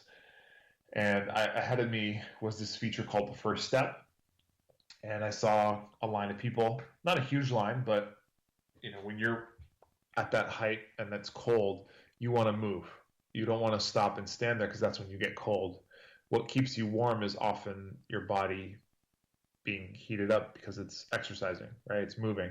So if I stopped, I was going to get cold. And I looked at that queue of people and I was like, I'm going to be in trouble with my fingers, my digits. I don't want to lose those. So I turned around at that point, and I'd say that descent back to the high camp was probably scarier than the one in 2011. Yes, I was more with my faculties, and I had decided outright, hey, this is not worth losing fingers or toes. I'm going to go down. But at that point, I couldn't feel my hands or my toes, and I had to navigate down treacherous, kind of rocky section. And I remember like slipping all over the place and rock flying from under my feet. And there was one section where I stood on the slab and it slipped out from under me. And again, we're in the dark. So I kind of turned my head to see where this rock landed. And as it landed maybe 10 meters below me, poof, on what I see is a big down jacket. It's a dead body right there. And, imagine, you're just kind of trying to stay together, focus on the route, and you turn your head in the dark, and there's a dead body, like that your headlamp flashes on. Oof, yeah. So I remember seeing that and just like, wow, I got to stay with it. I got to really focus and just get down to safety. And I did, obviously, and that was kind of the only hair-raising thing that happened that attempt. But yeah. There's over 200 bodies on Everest right now. Sounds right. And, there's still a great debate of whether or not that many of them should be brought down for pollution type sake. But when you are up there and you are focusing on your own climb, and then you see something that inhumane of dead bodies strewn around, I mean, that has to play with your psyche terribly in those conditions. Yeah, it's really crazy what, that situation does to you and what you believe in and what you think is morally right or ethical. It's like, if you saw, I'll step back a second because when I should mention this, in 2011, that body that I passed, after the fact, I learned who it was. It was a climber from a Japanese team, very experienced climber. He had climbed Everest a couple times already. He had climbed K2 and other big peaks, so he was experienced. He knew what he was doing. And we actually had tea with his team 2 nights before they left for the summit. I don't remember exactly who it was on the team, but he was from that team. And we heard stories of people that had tried to help him when he was still alive. He had sat down at that place where he kind of eventually slid down the mountain, but he had succumbed to cerebral edema, which is common to people who climb at that altitude, where your brain swells and you kind of go mad in a way. And people were trying to help him, give him some medicine, give him some dexamethasone, some adrenaline, and he was like fighting people and being irrational, and then eventually he took off some of his clothes, which typically happens to a lot of people right before they die from hypothermia. You think you're too hot, so you take off your layers, when in fact you're freezing.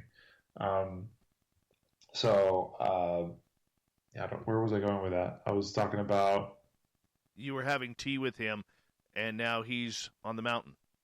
No, but before that, we were talking about in relation to the previous attempt. I forget. No, there goes my memory. No, yeah, memory champion here. No, but we were talking about the second time you went up. There's over 200 bodies on the mountain, right. And the focus you have to have because that plays with your mind. Yeah, right. So just like when you're up there, you don't like. It's every man for himself, and you got to recognize that these bodies, these people knew what they were risking, and it's weird because in any other situation, it's kind of wrong and a bit taboo to to have these dead bodies exposed like that, but it's such a raw and uninviting place that like there's no time for that. There's no effort for that, and you just got to accept that the people that are there, because they knew the risks that went into it. And yeah, I'm sure the families want the bodies down and stuff, but it's, again, you're risking so many other people's lives just for that. And they're on the mountain. Like, that's, yeah, I don't know what else to say about that. It's just a weird kind of dynamic at that point on the mountain. With 3 minutes to go, and we're in the next half hour, or final half hour with you, we are going to get into your third attempt, where you're almost there, and then your body gives out again. Yeah. But before we go there has to be a real ego thing to be able to walk past all of these bodies, or if you're climbing with someone and they're struggling, to say, hey, we'll see you in the next realm, man, because, I mean, literally, it's either them or you, is it not? Yeah. Well, and maybe not so cut and dry, but definitely if you stop to help someone who needs it, your summit attempt is over, right? And to a lot, I've never been faced with that situation. I've thought about it, and I feel like I'm the kind of person that would try to help someone versus selfishly try to summit. Again, I don't know, that hasn't happened to me, but there have been plenty of stories where that has happened. People pass other climbers who have sat down and look dead or show very little signs of life. And it's tough because, to a certain point, if someone is so far gone, for example, that Japanese climber who was, was fighting people off of him who were trying to help him. It's like, you're wasting your energy to help this person, and if you waste that energy, you could not summit maybe. It's a tough call.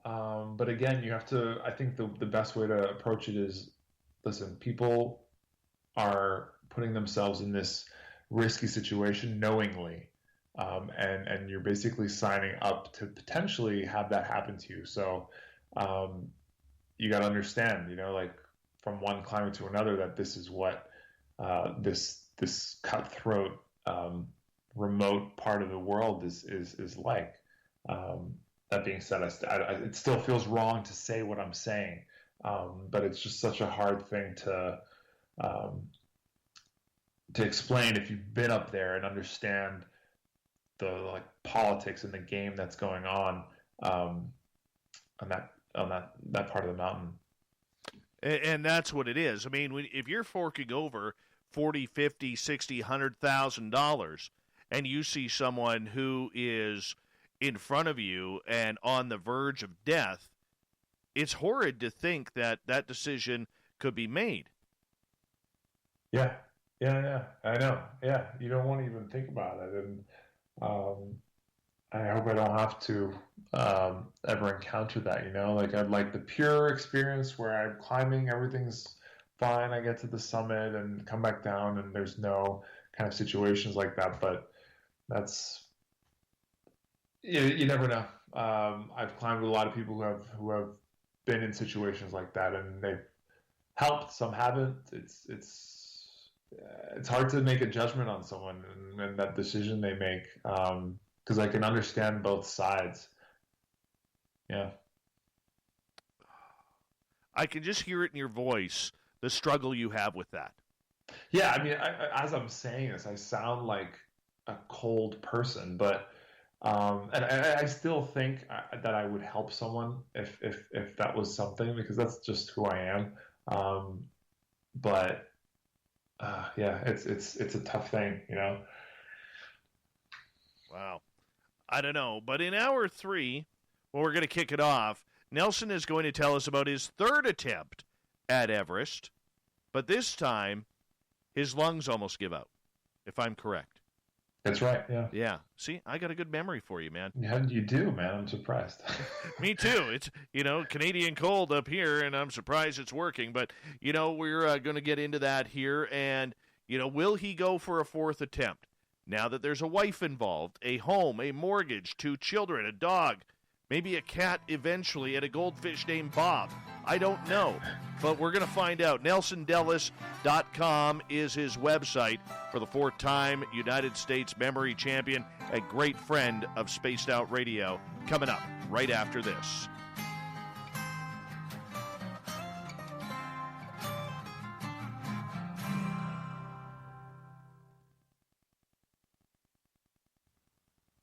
All right. I'll be right back. I just got to run my dogs out, okay? Got about 6 minutes. Spicy tonight. What to do, what to do. Why not get bumblefucked?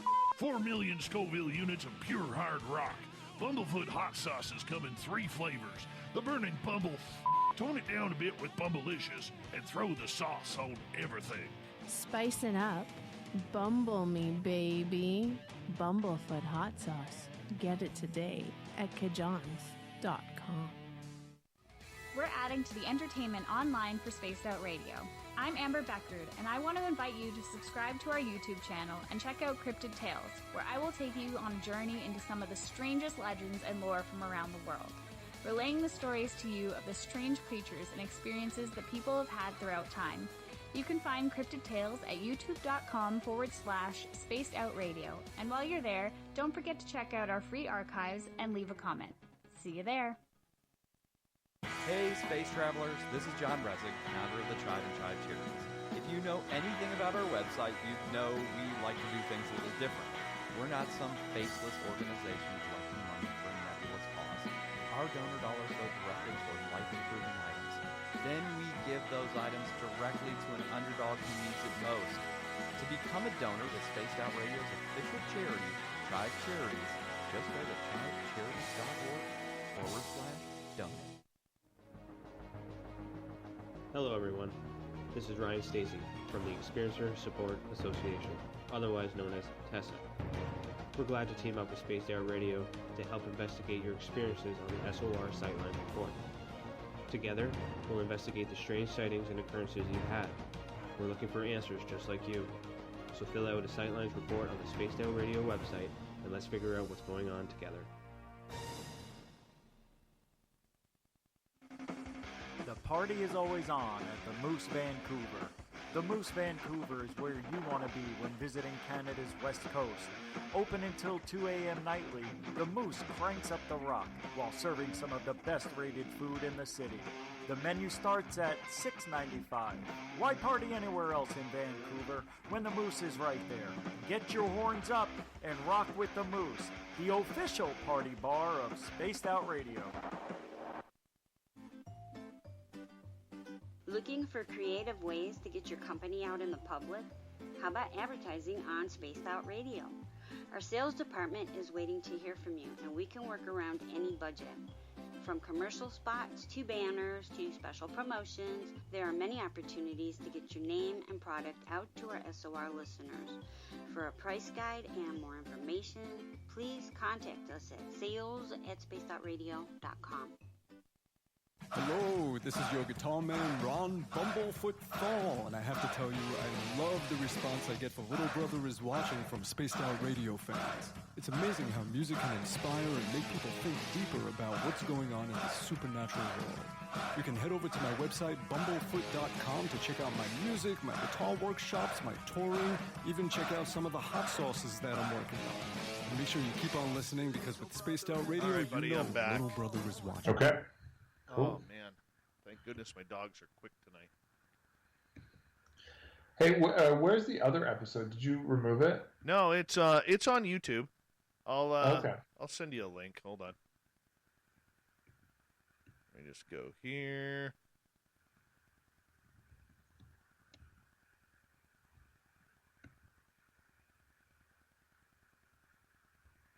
There it is.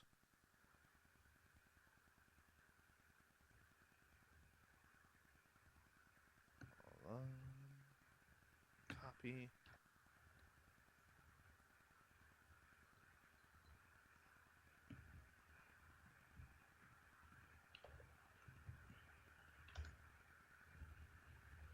There. I sent it to you on Facebook. Okay, let me check that out. be interesting to listen back and see if anything changed or anything, you know.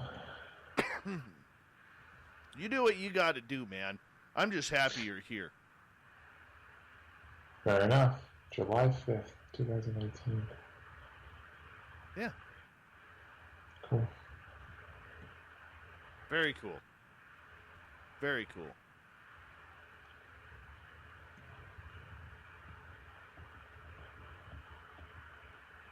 We got about 90 seconds here.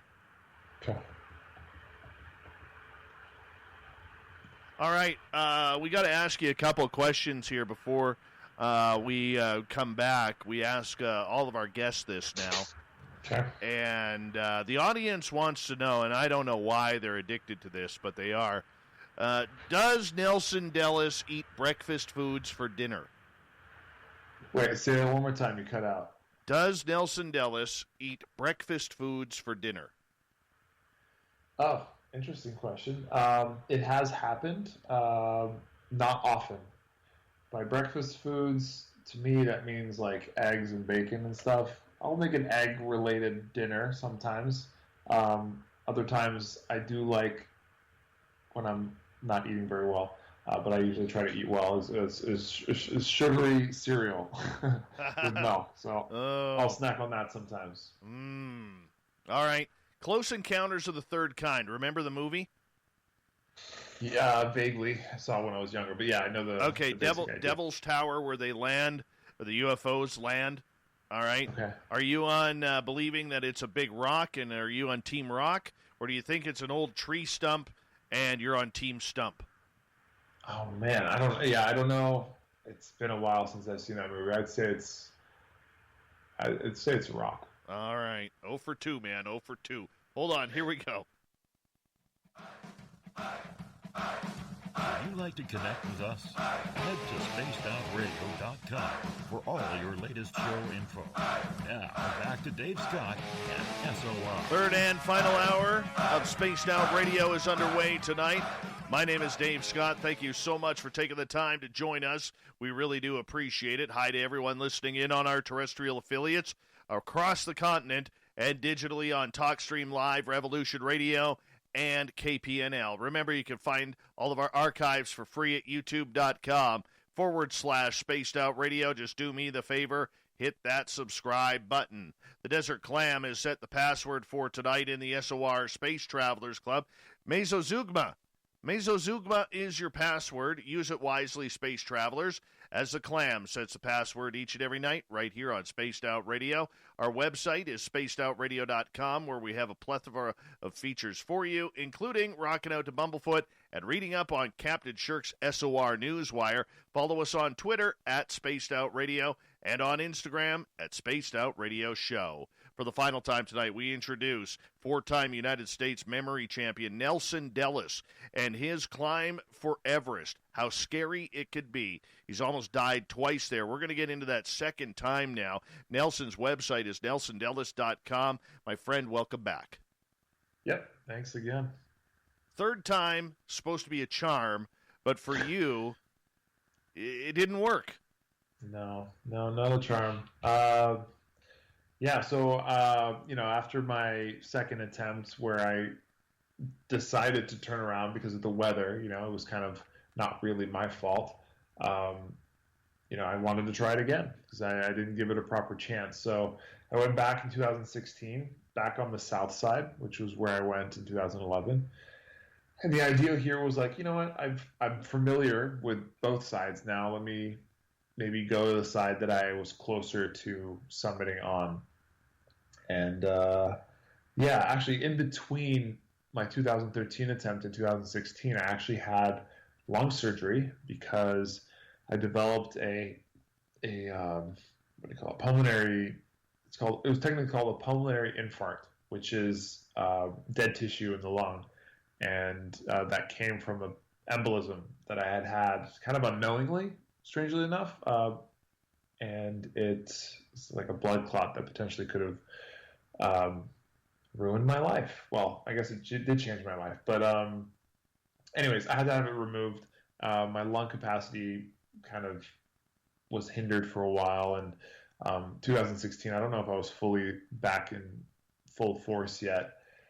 Anyways, I had a bunch of sponsors that year to help fund the trip, and I made a lot of promises of what I was going to do. I was carrying this massive 3D VR camera, a Nokia camera that weighed like 25 pounds. And I was just kind of reckless that trip. I don't know what it was. I don't know. I didn't treat it with the same respect as my other climbs did. And, I had the sponsors on my mind, not my personal goal on mine. So I think that got in the way. And I climbed carelessly. I climbed fast. I didn't climb patiently enough. And I think that, combined with my issue in my lung that wasn't completely resolved, I got to the high camp again, 8,000 meters, and felt fine until the night. We were sleeping there actually an extra night because the weather was so bad. We had to wait. I was coughing. I was going through fits of coughing, and through the night, I was spitting up a lot of stuff, and that stuff was covered in blood, and it was parts of my lung. So that frightened me, scared me. I don't want to mess with that, but that was definitely the early start of pulmonary edema, which is where your lungs fill with fluid and eventually you drown to death. The two killers at high altitude like that are cerebral edema and pulmonary edema.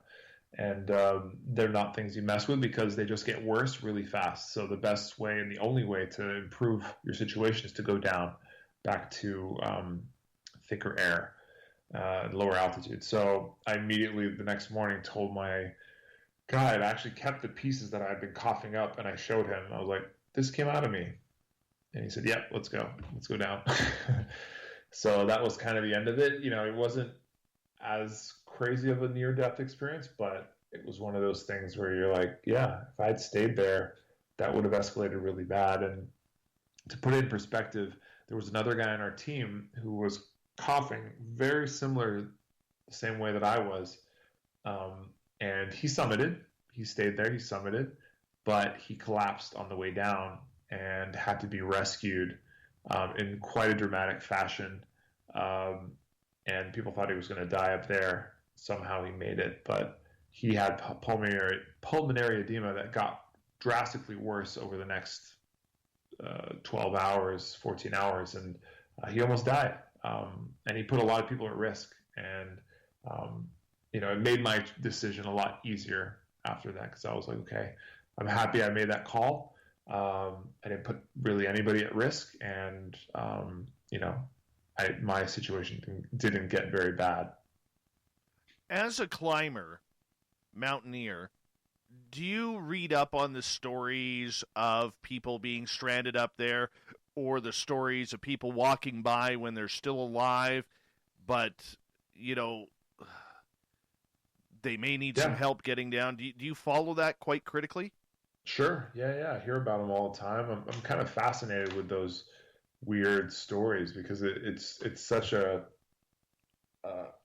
dilemma, that you wonder what the people who had to kind of experience that, who maybe survived, or people who actually had to pass those bodies or people, what's going on in their mind that kind of fascinates me in a way.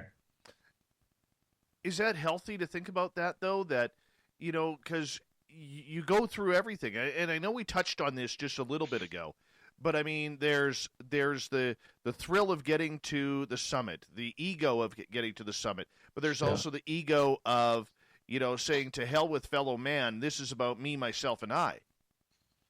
Yeah, and yeah. I wonder sometimes what the difference is between me and some of these people I see that attempt Everest once and summit, right?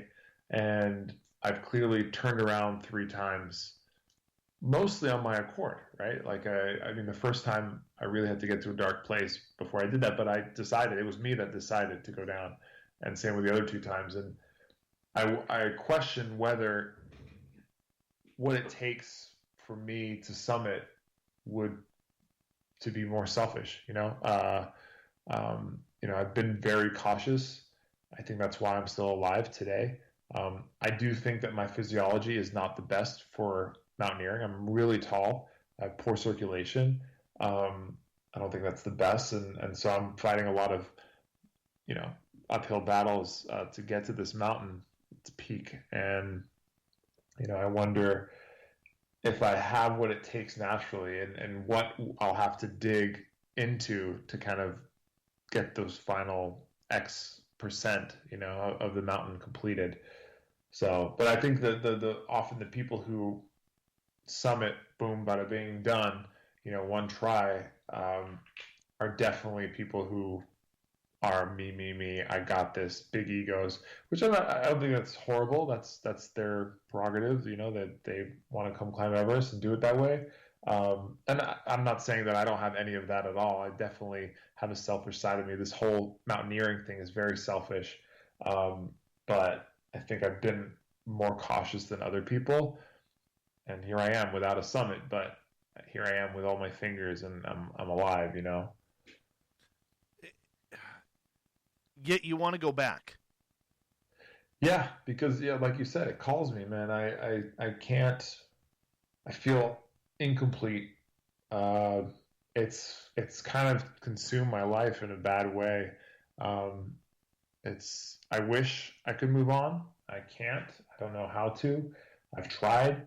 With my family and wife and everything, it's just like, it's sometimes hard for me to even fathom how I'm going to do that. But a part of me knows that I have to do it. So it's tougher now. I kind of wish that I had really tried harder back then, so I wouldn't have to make this decision now. But we'll see. You're struggling with that. Yeah. I mean, because there's the selfish side which just says, yeah, just do it. Like my family loves me, they support me. My wife is a babe, and she can, help me get my dream done by supporting the family while I'm gone. But the other part of me is like, I know that in the situation that saved my life the first time, where I was thinking of my family, which was just my parents, and my sister and brother, that's what made me come back. Like, am I going to be more risky with 2 kids now? Heck no, right? I'm going to be less so, which kind of frightens me, because it's like, well, then why am I going to try? Because maybe I'm going to be so cautious that I'm not even going to give it my all. And I don't want to do it if I'm not going to give it my all. So I don't know. It's but there's a lot of things that can go differently on Everest in terms of weather, how I'm feeling, how I acclimatize. Like, it could go a lot easier, a lot better. And then there's really no feeling of risk because it's going so smoothly, in which case there's no problem. But you just don't know, yeah. Absolutely eerie. And if you were to go again, would you go the Chinese side or the Nepalese side? Yeah, I think I'd go back to the Chinese side. It's been quite a time since I've been there, and something about it always felt kind of historically more interesting. It's a little more Wild West out there. And the experience that you get on the mountain is just so stunning. You see the whole mountain the whole time, and just the features that you get to experience, I think, are ridiculous. Insane. Yeah. That is absolutely incredible. So now that you're older, okay, because, every year the body takes a toll in age and flexibility and Sure. and everything. So now that you're older, how does that change for you if you decide to go back? Yeah, I'm definitely older and have more aches and pains. But one thing about mountaineering I found is it's really an older man's game, I think, or a woman, older person's game. And I think, like, you'll find that there's very few, or there's more people are in their 40s, 50s, 60s doing these high altitude peaks. Well, maybe that's because they have the funds to do it, but it's more common to see people summit Everest or climb Everest at an older age, and I think that a big part of it is that they have the patience and the life experience to kind of tolerate the pain and the discomfort for longer and more patiently. So I definitely feel that. Like when I was younger, when I did my first attempt, I wanted to be the first to the next camp. I was like racing people, it's like I just wanted to get it over with, get there, and that was it, but now I know that I'd be a lot more calm, collected, take my time, and I'm okay with that, right? And I think that's definitely an age thing. So I think I'd have that going for me, and I think that's more important, more valuable as a skill set to potentially summit the mountain than having younger bones and muscles. If you weren't to make it on a fourth attempt, would that be it for you? That's the conversation with my wife. That's the one. Because it's like she's down, but how many more times is she down? I don't know. And I don't want to just keep doing this, but at the same time, I want to do it. So this is really it. Like I'm gonna do it. That's kind of, there's no question. I'm gonna summit. I think you're gonna do it too. I have a good feeling. Thank you. About that. Thank you. And we're going to send you some positive energy. But the cool thing about it, and we touched on it a little bit earlier, not much, as we only got about 8 minutes left with you, is the fact that there is the potential of serious paranormal activity at base camp with everybody who has passed away on the mountain or has, decided to travel there with their soul, in the afterlife, wherever it may be, and you have an opportunity to potentially do that. Yeah. I've never had an experience like that. So I can't speak firsthand of whether I fully believe that kind of thing exists. But I've heard stories from other climbers, and there is an eerie element to base camp and that mountain, and knowing the history and that all those bodies live on the mountain. I'd be curious. Yeah, I'd definitely be interested to check that out with whatever you guys provide me or guide me with. Oh, we're definitely going to get you some training. That is for sure, because I want that. I want that real bad. That's my selfish part to all of this, by the way.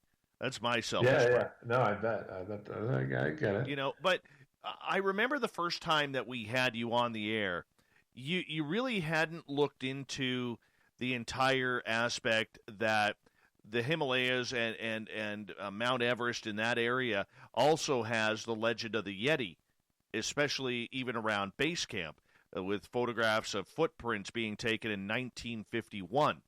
So I'm curious, going back now to base camp eventually, is that something that piques your curiosity? A little bit. There was, like you said, back in the 50s, like I think Edmund Hillary, who climbed it in 1953, claims to have saw something, or they had like a scalp, but which is, I think it's either the skull or the scalp is held in one of the monasteries around there, but I thought it was proven to be just like goat scalp or something like that. There's been pieces of things found that look like a finger or, hair or whatever, but all DNA samples that have been taken, I think, have been shown to be like human or some other kind of known animal. But, there's still a lot of tales and accounts of people seeing, strange creatures out there in the mountains. So who knows? I've never, it's tough because out there, it's tough for things to survive. When I'm at base camp, aside from humans, the only other living thing you really see are ravens. That's it. And there are supposedly snow leopards, but they're so rare to see. And there's like, they're not marmots, they're little like squirrel things you can sometimes find in the valley, or these like little pheasant birds. But like to imagine that there's some kind of bigger kind of abominable snowman, Bigfoot kind of thing would be hard to imagine. I don't know, but I wouldn't rule it out. I think those things are interesting to think about and hope for. It'd be fascinating, but I don't know. Well, the last footprints that were found were in 2019. Oh, really? Of the Yeti. That yes. recent. Do you know where? Does it say where exactly? I'm just looking here. It was found by the tracks were found by members of the Indian Army Mountaineering Expedition Team. Interesting. Okay. Yeah, and I'm just looking here of where they were in the Makalu Barun National Park. Got it. Makalu. Yeah. Okay, that's the 5th largest peak. It's right around the corner from Everest. Yeah. Yes, and apparently there was some major tracks.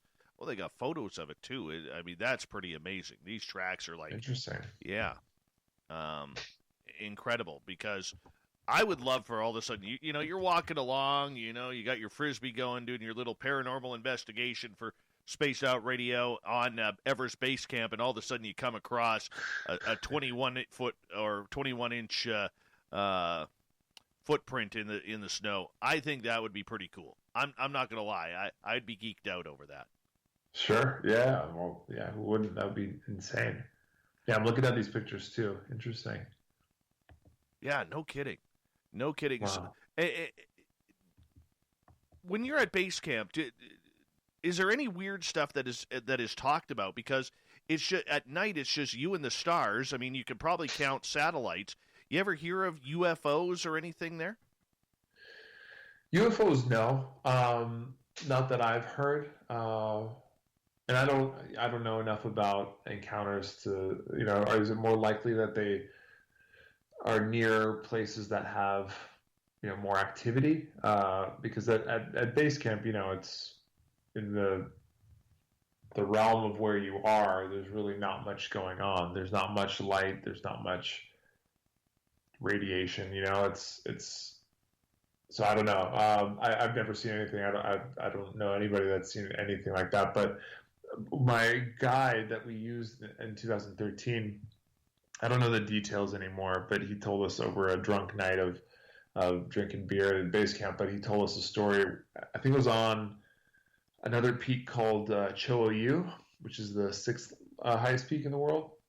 It's on the border of Tibet and Nepal. It's that he had a ghost story where he saw a spirit that he thinks was a Finnish climber that had passed away climbing on the mountain, decades before. And he was alone with her, apparently, and it was a strange experience, but he swears by it. That's what we need. That's what we need from Nelson Dellis the next time he is in Everest. Oh, yeah. We are going. You want that experience for me? well, you know what? We're going to get you some gear. Okay, we're definitely going to send you some gear. I know we got to make it real light, because you can only pack so much. But we're gonna get you some very small gear. We're gonna show you how to do it. I'll get my buddy Merle to train you on up. But all we need to do is figure out, when do you think you're going next? Well, it depends. With this, I was thinking 2021 in spring, but let's see how things go. Might have to actually be 2022 just to be safe. I'm trying to be smart about travel these days. Yes, I totally understand that. My friend, we got about 30 seconds with you. Tell everybody where they can find information on your memory challenges that you do. Yeah, if anybody's interested in that, my website, you can send me a note or check out what I do. It's nelsondellis.com. I got 2 books on memory. If you're interested in learning how to do it, you can just search my name on Amazon. And then my YouTube channel. I got a bunch of videos about climbing and travel and memory techniques. So just search my name there too. My friend, I absolutely love you, and I wish you all the best over the holiday season. Merry Christmas to you, and appreciate your time. You hold on. We're going to just head off to break here. NelsonDellis.com is his website. Make sure you check it on out. Coming up next, we got the SOR Newswire and the Thought of the Day. Stay tuned. Spaced Out Radio continues after this.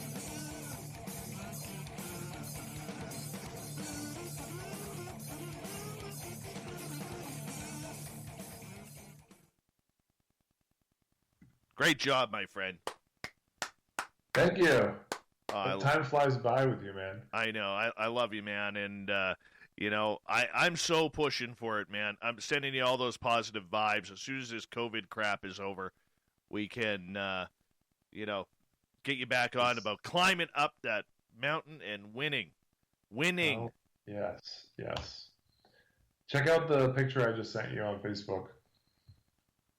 All right. Let me know when you're looking at it. I'm looking at it right now. So you can see like that little blob on the snow there.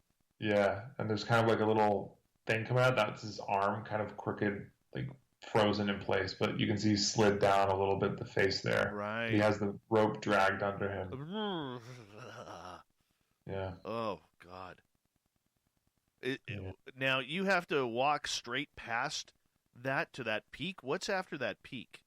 So this is looking back. So I came from, if you can see that peak there, that's most prominent in the foreground. Yeah. We came up over that and then followed this ridge. And those are the two falls, like down one way to the other. Oh my God. Yeah.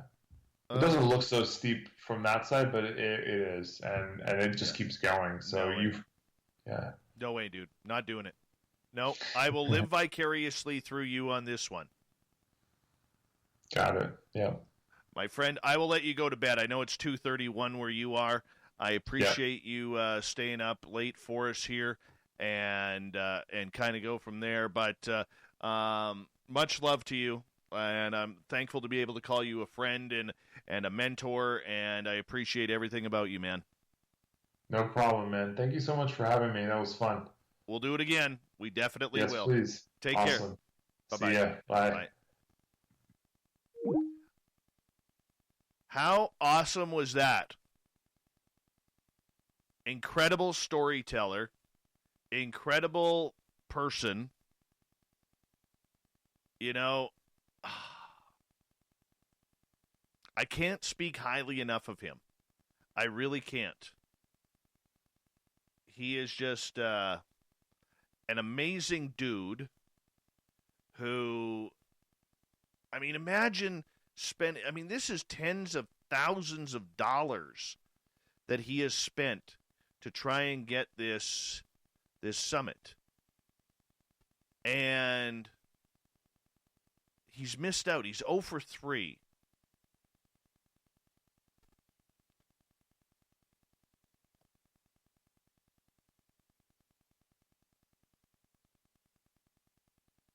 And I don't know, man. I don't know if I would do it if I was him. I can understand why he would do it. Sometimes you got to just finish the job. You do. You have to finish the job. And he's got unfinished business up there.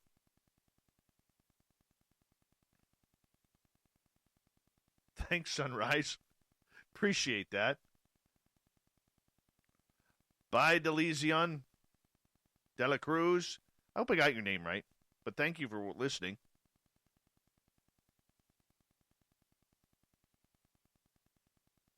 Yeah, this one is a power show, guys. I realize it's off the beaten track of the woo that we normally do. Thank you, Jose. I appreciate you listening in on KPNL. I know it's different from what we normally do, but this is amazing. And think about it, everyone. When he goes back, we are going to have potentially exclusive paranormal evidence from base camp.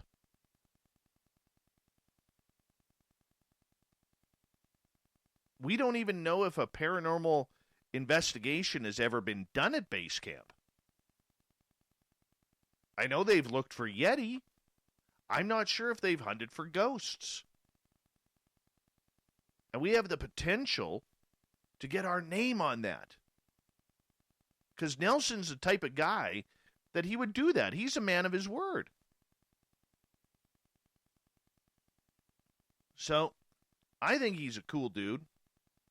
Glad to call him a friend of this show. And I'm looking forward to it, man. I really am looking forward to it. And I hope he gets the opportunity to do it again. I know with COVID and crap like that, it's tough out there right now. But I'm hoping. I'm hopeful. Now let's see where it goes. Let's see where it goes. We got 10 seconds. Thank you to Cat Chaser, Xavier, Ann, Jarhead, and Sunrise for the super chats tonight. Love the support, everyone. Love the support. Here we go.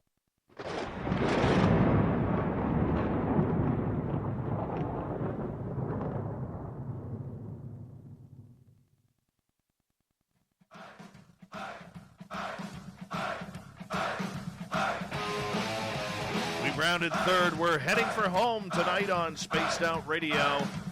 My name is Dave Scott. Thank you so much for taking the time to tune us on in.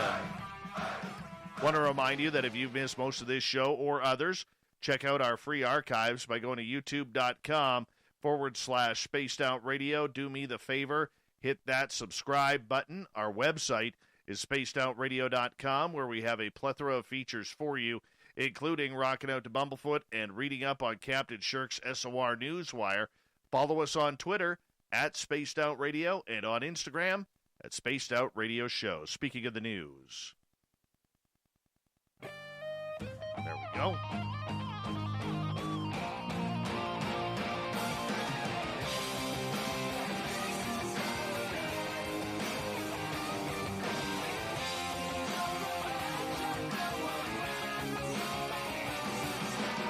The news is always changing, which is why we bring you the SOR Newswire at the back end of every show, where we get to the weird, the strange, the wacky, and sometimes the UFOs.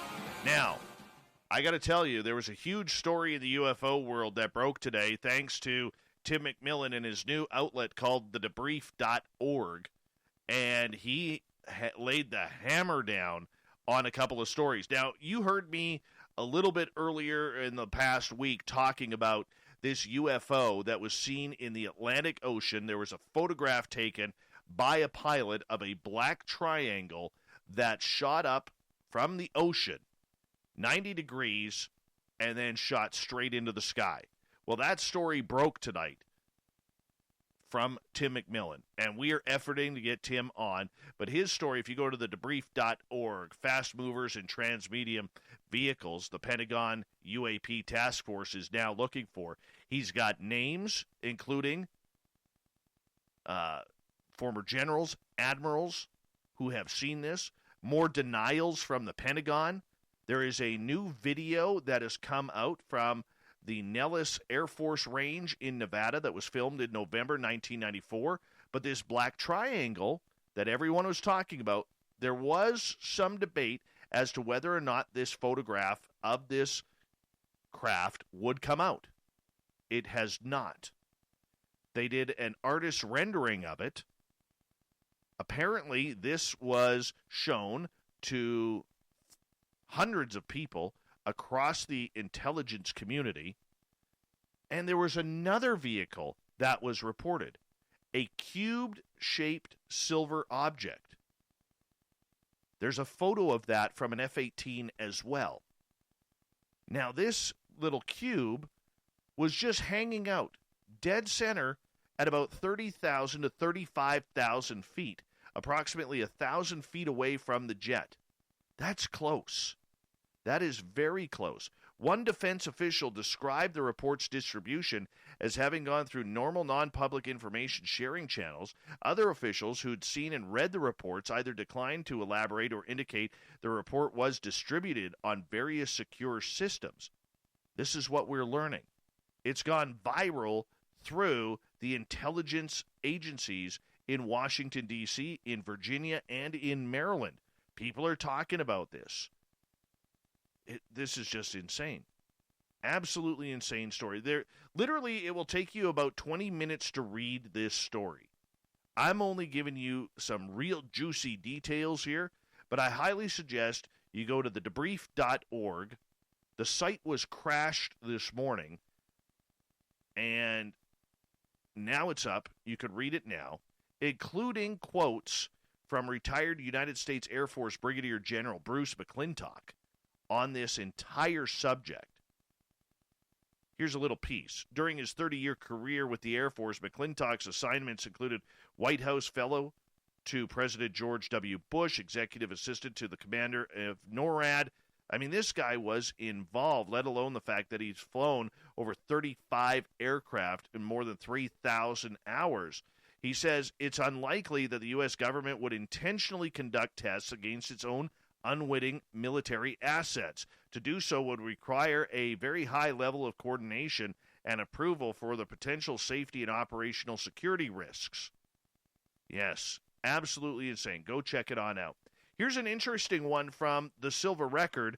Danny Silva, a great blogger on this topic, says, in what can only be described as a tumultuous relationship with the UFO community and media in general, spokesperson Susan Goff has again issued a statement regarding the unidentified aerial phenomena subject. Historically, her comments have ranged from total waste of time to seemingly misleading and inaccurate to even surprisingly helpful and valid.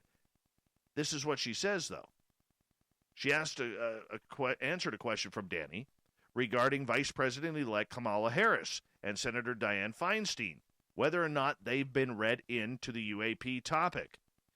In the email exchange that Danny had with her, and with an unnamed member of the media, Goff has denied that both Harris and Feinstein have received UAP briefings in the past 2 years.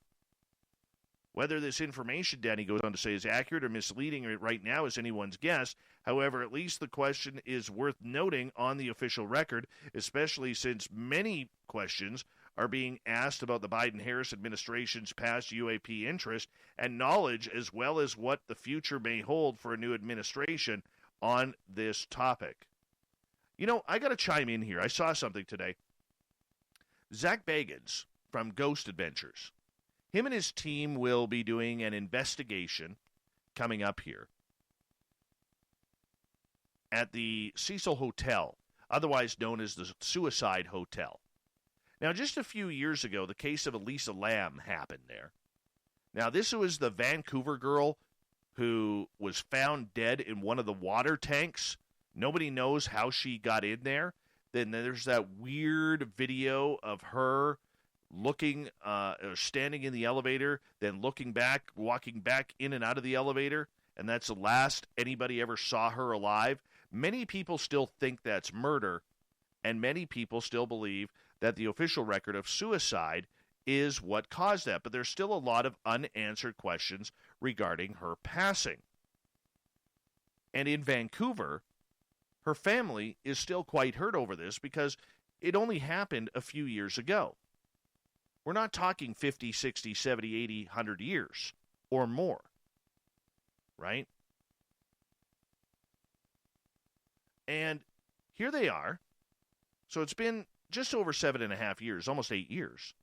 Here they are using her photo as an advertisement for the coming show.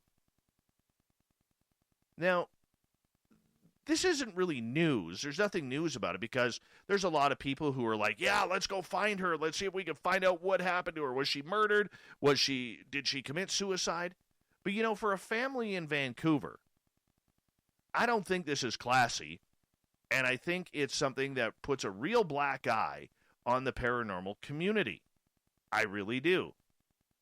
I think it sucks. But I also think that it's something that, you know, we have to hold ourselves to a higher standard. We're trying to prove the improvable. And to open up this entire case on national television for a girl who is unfortunately passed 7 years ago, I think it's low class. I don't think there's a lot of smarts to that. Now, I've let some people know in Vancouver in the media, whether they do anything with it or not, who knows. But we'll see. I don't think it's right. That family is still hurting. They still have a restaurant to run in Vancouver. They still want to know why their daughter was acting so erratically. I think that's just a little too personal.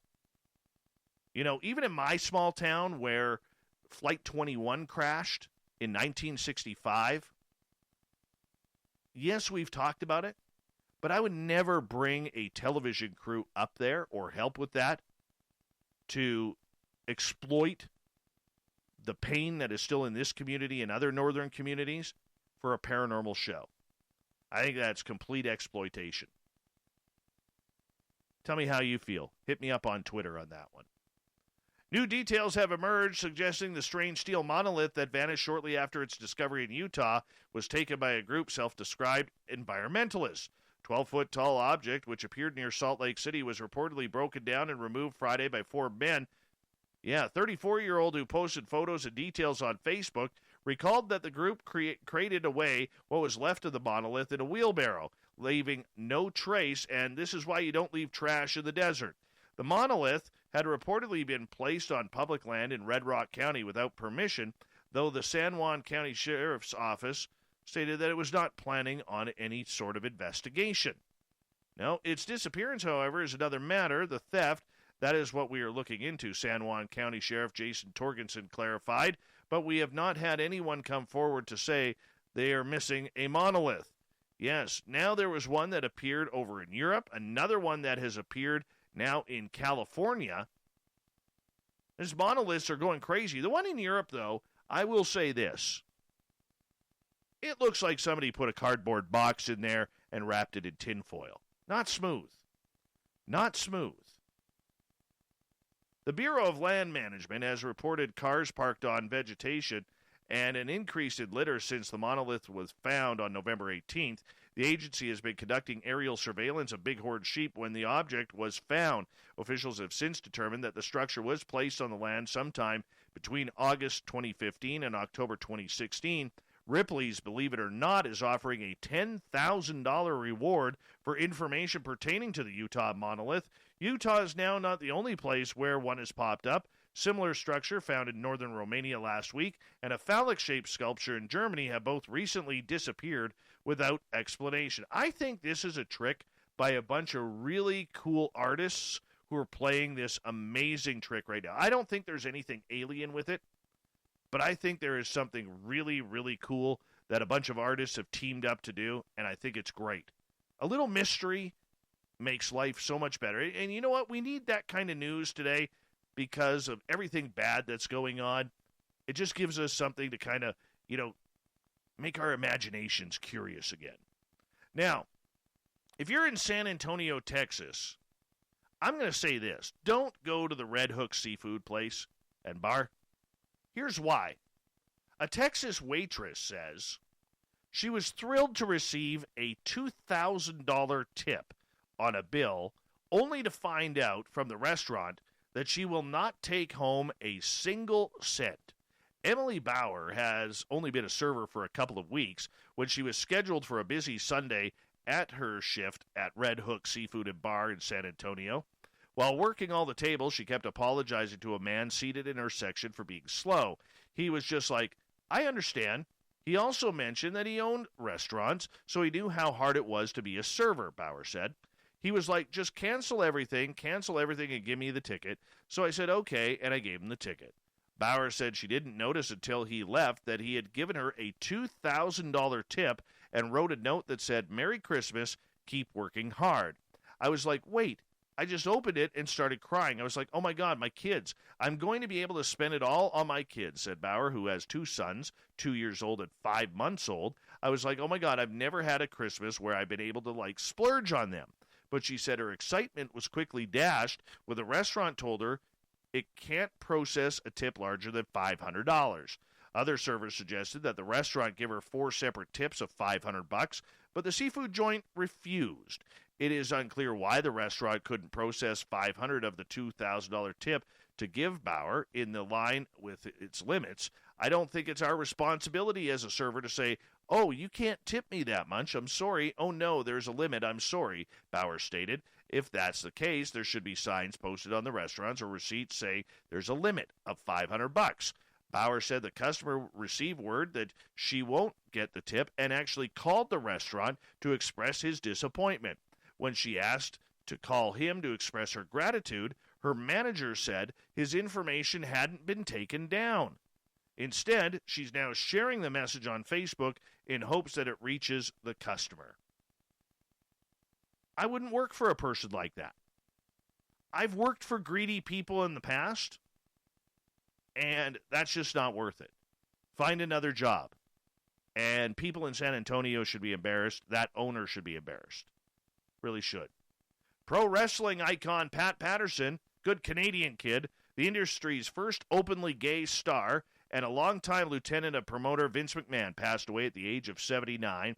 He was a trailblazer of the industry. Patterson was linked to many firsts in sports entertainment. Throughout his storied career, the World Wrestling Entertainment said in a statement, in a career spanning 6 decades, the Renaissance man left an indelible mark on the industry in the ring, on the microphone, and behind the scenes. Pro wrestler John Cena said he'll never forget Patterson's friendly demeanor and zest for life. He lived a life as it should be, with passion and love and purpose. He also helped many, so always entertain with a story or joke. He will live on in my life forever. Love you, Patrick. The Iron Sheik, probably the greatest heavyweight champion of all time, and you cannot disagree with me on that. Says Pat Patterson, I don't know what to say other than I love you. You have a beautiful mind for this business and a beautiful heart for this world. My heart is broken. God bless you and your family. Thank you for your friendship. Rest in peace. Oh, I love the Iron Sheik. And, yeah, I tweet him out, retweet him all the time. The teenage Patterson was thrown out of his home in Montreal after coming out to his parents as homosexual and did the unthinkable. Immigrated to the United States to make it as a hyper-macho world of pro wrestling, where he wrote his 2016 biography, Accepted, How the First Gay Superstar Changed WWE. He was the first to hold the Intercontinental Championship in 1979, and his early 80s rivalry with Sergeant Slaughter took pro wrestling to new heights in popularity. It culminated with the famed alley fight at Madison Square Garden on May 4th, 1981. It was one heck of a match. I'm sure some of you remember that, but God bless Pat Patterson, and good Canadian kid, and we'll miss him. All right, finally tonight in the news, this young lady is dancing alone, filming for TikTok, which is never a good thing in the first place, at least in my opinion. I don't think so. So as she's filming, Hannah Viverette was startled when a man forced her patio door open. You could hear her yelling, "Who are you? Please get out." The man was wearing a hooded sweatshirt and allegedly stood in the doorway, hands in his pockets, smiling at her and talking to himself. She recognized the man, she explained. While she's never spoken to him, she said that she has seen him in the area as he resides in a nearby building. Viverette said the man, identified later by police as Angel Moises Rodriguez Gomez, allegedly asked her if he was her friend, and she replied no. Then he allegedly said, "Are you sure?" At that point, she demanded him to leave. The 25-year-old then fled out the front door. He was later arrested. Scary times, though.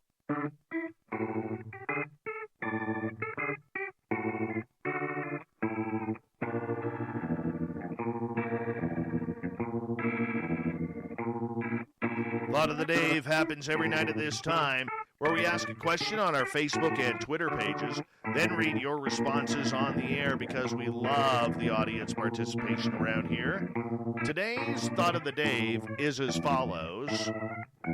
What did you all think, if you read it, of Tim McMillan's UFO article on debrief.org, the Black Triangle, and the Nellis video?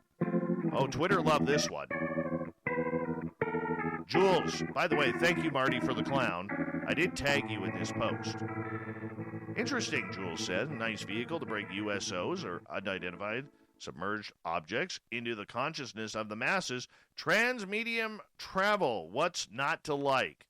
Christopher Wolford, he says, it's an ARV. Aerial remote vehicle, I guess? Or automated remote vehicle? I don't know.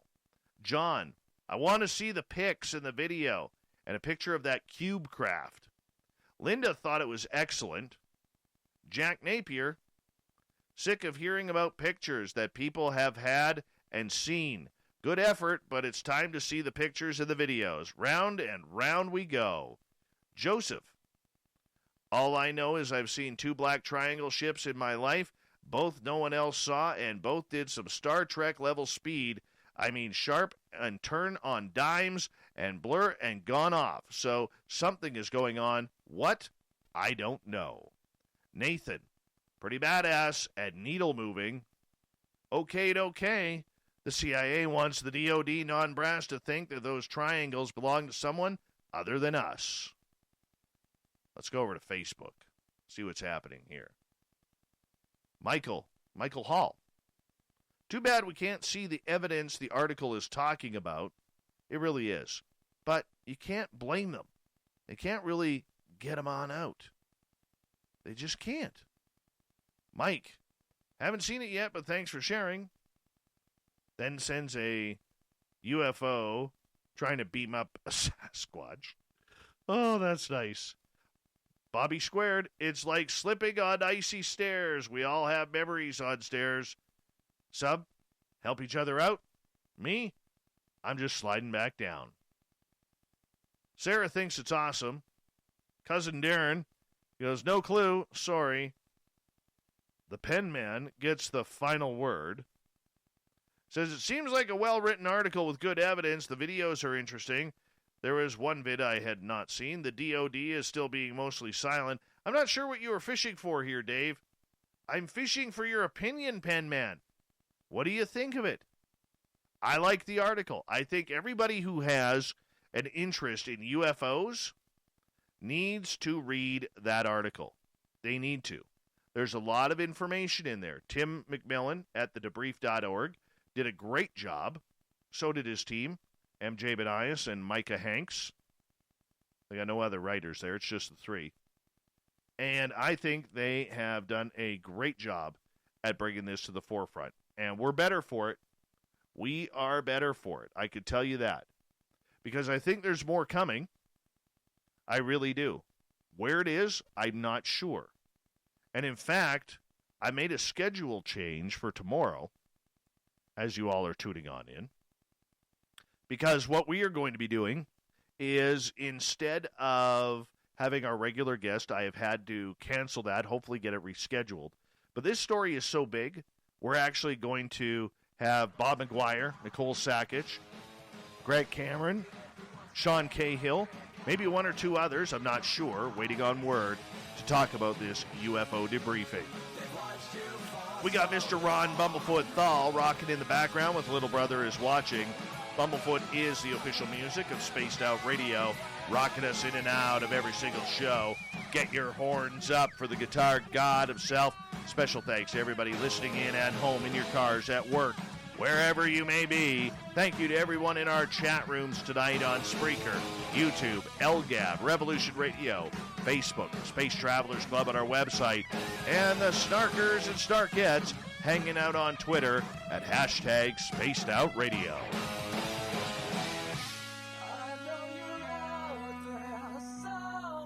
Remember, this show is copyright by Spaced Out Radio and SOR Media Ventures Limited. Thank you so much for choosing to share your evening with us, because together, my friends, say it with me, we own the night.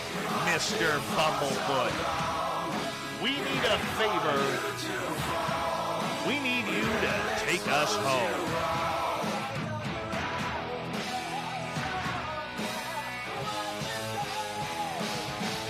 Yes, the Woo train has docked for the night, but tomorrow, my friends, we shall ride again. Your seats are always available. Your tickets never expire. And if you want to bring a friend, we got room for them too. Good night.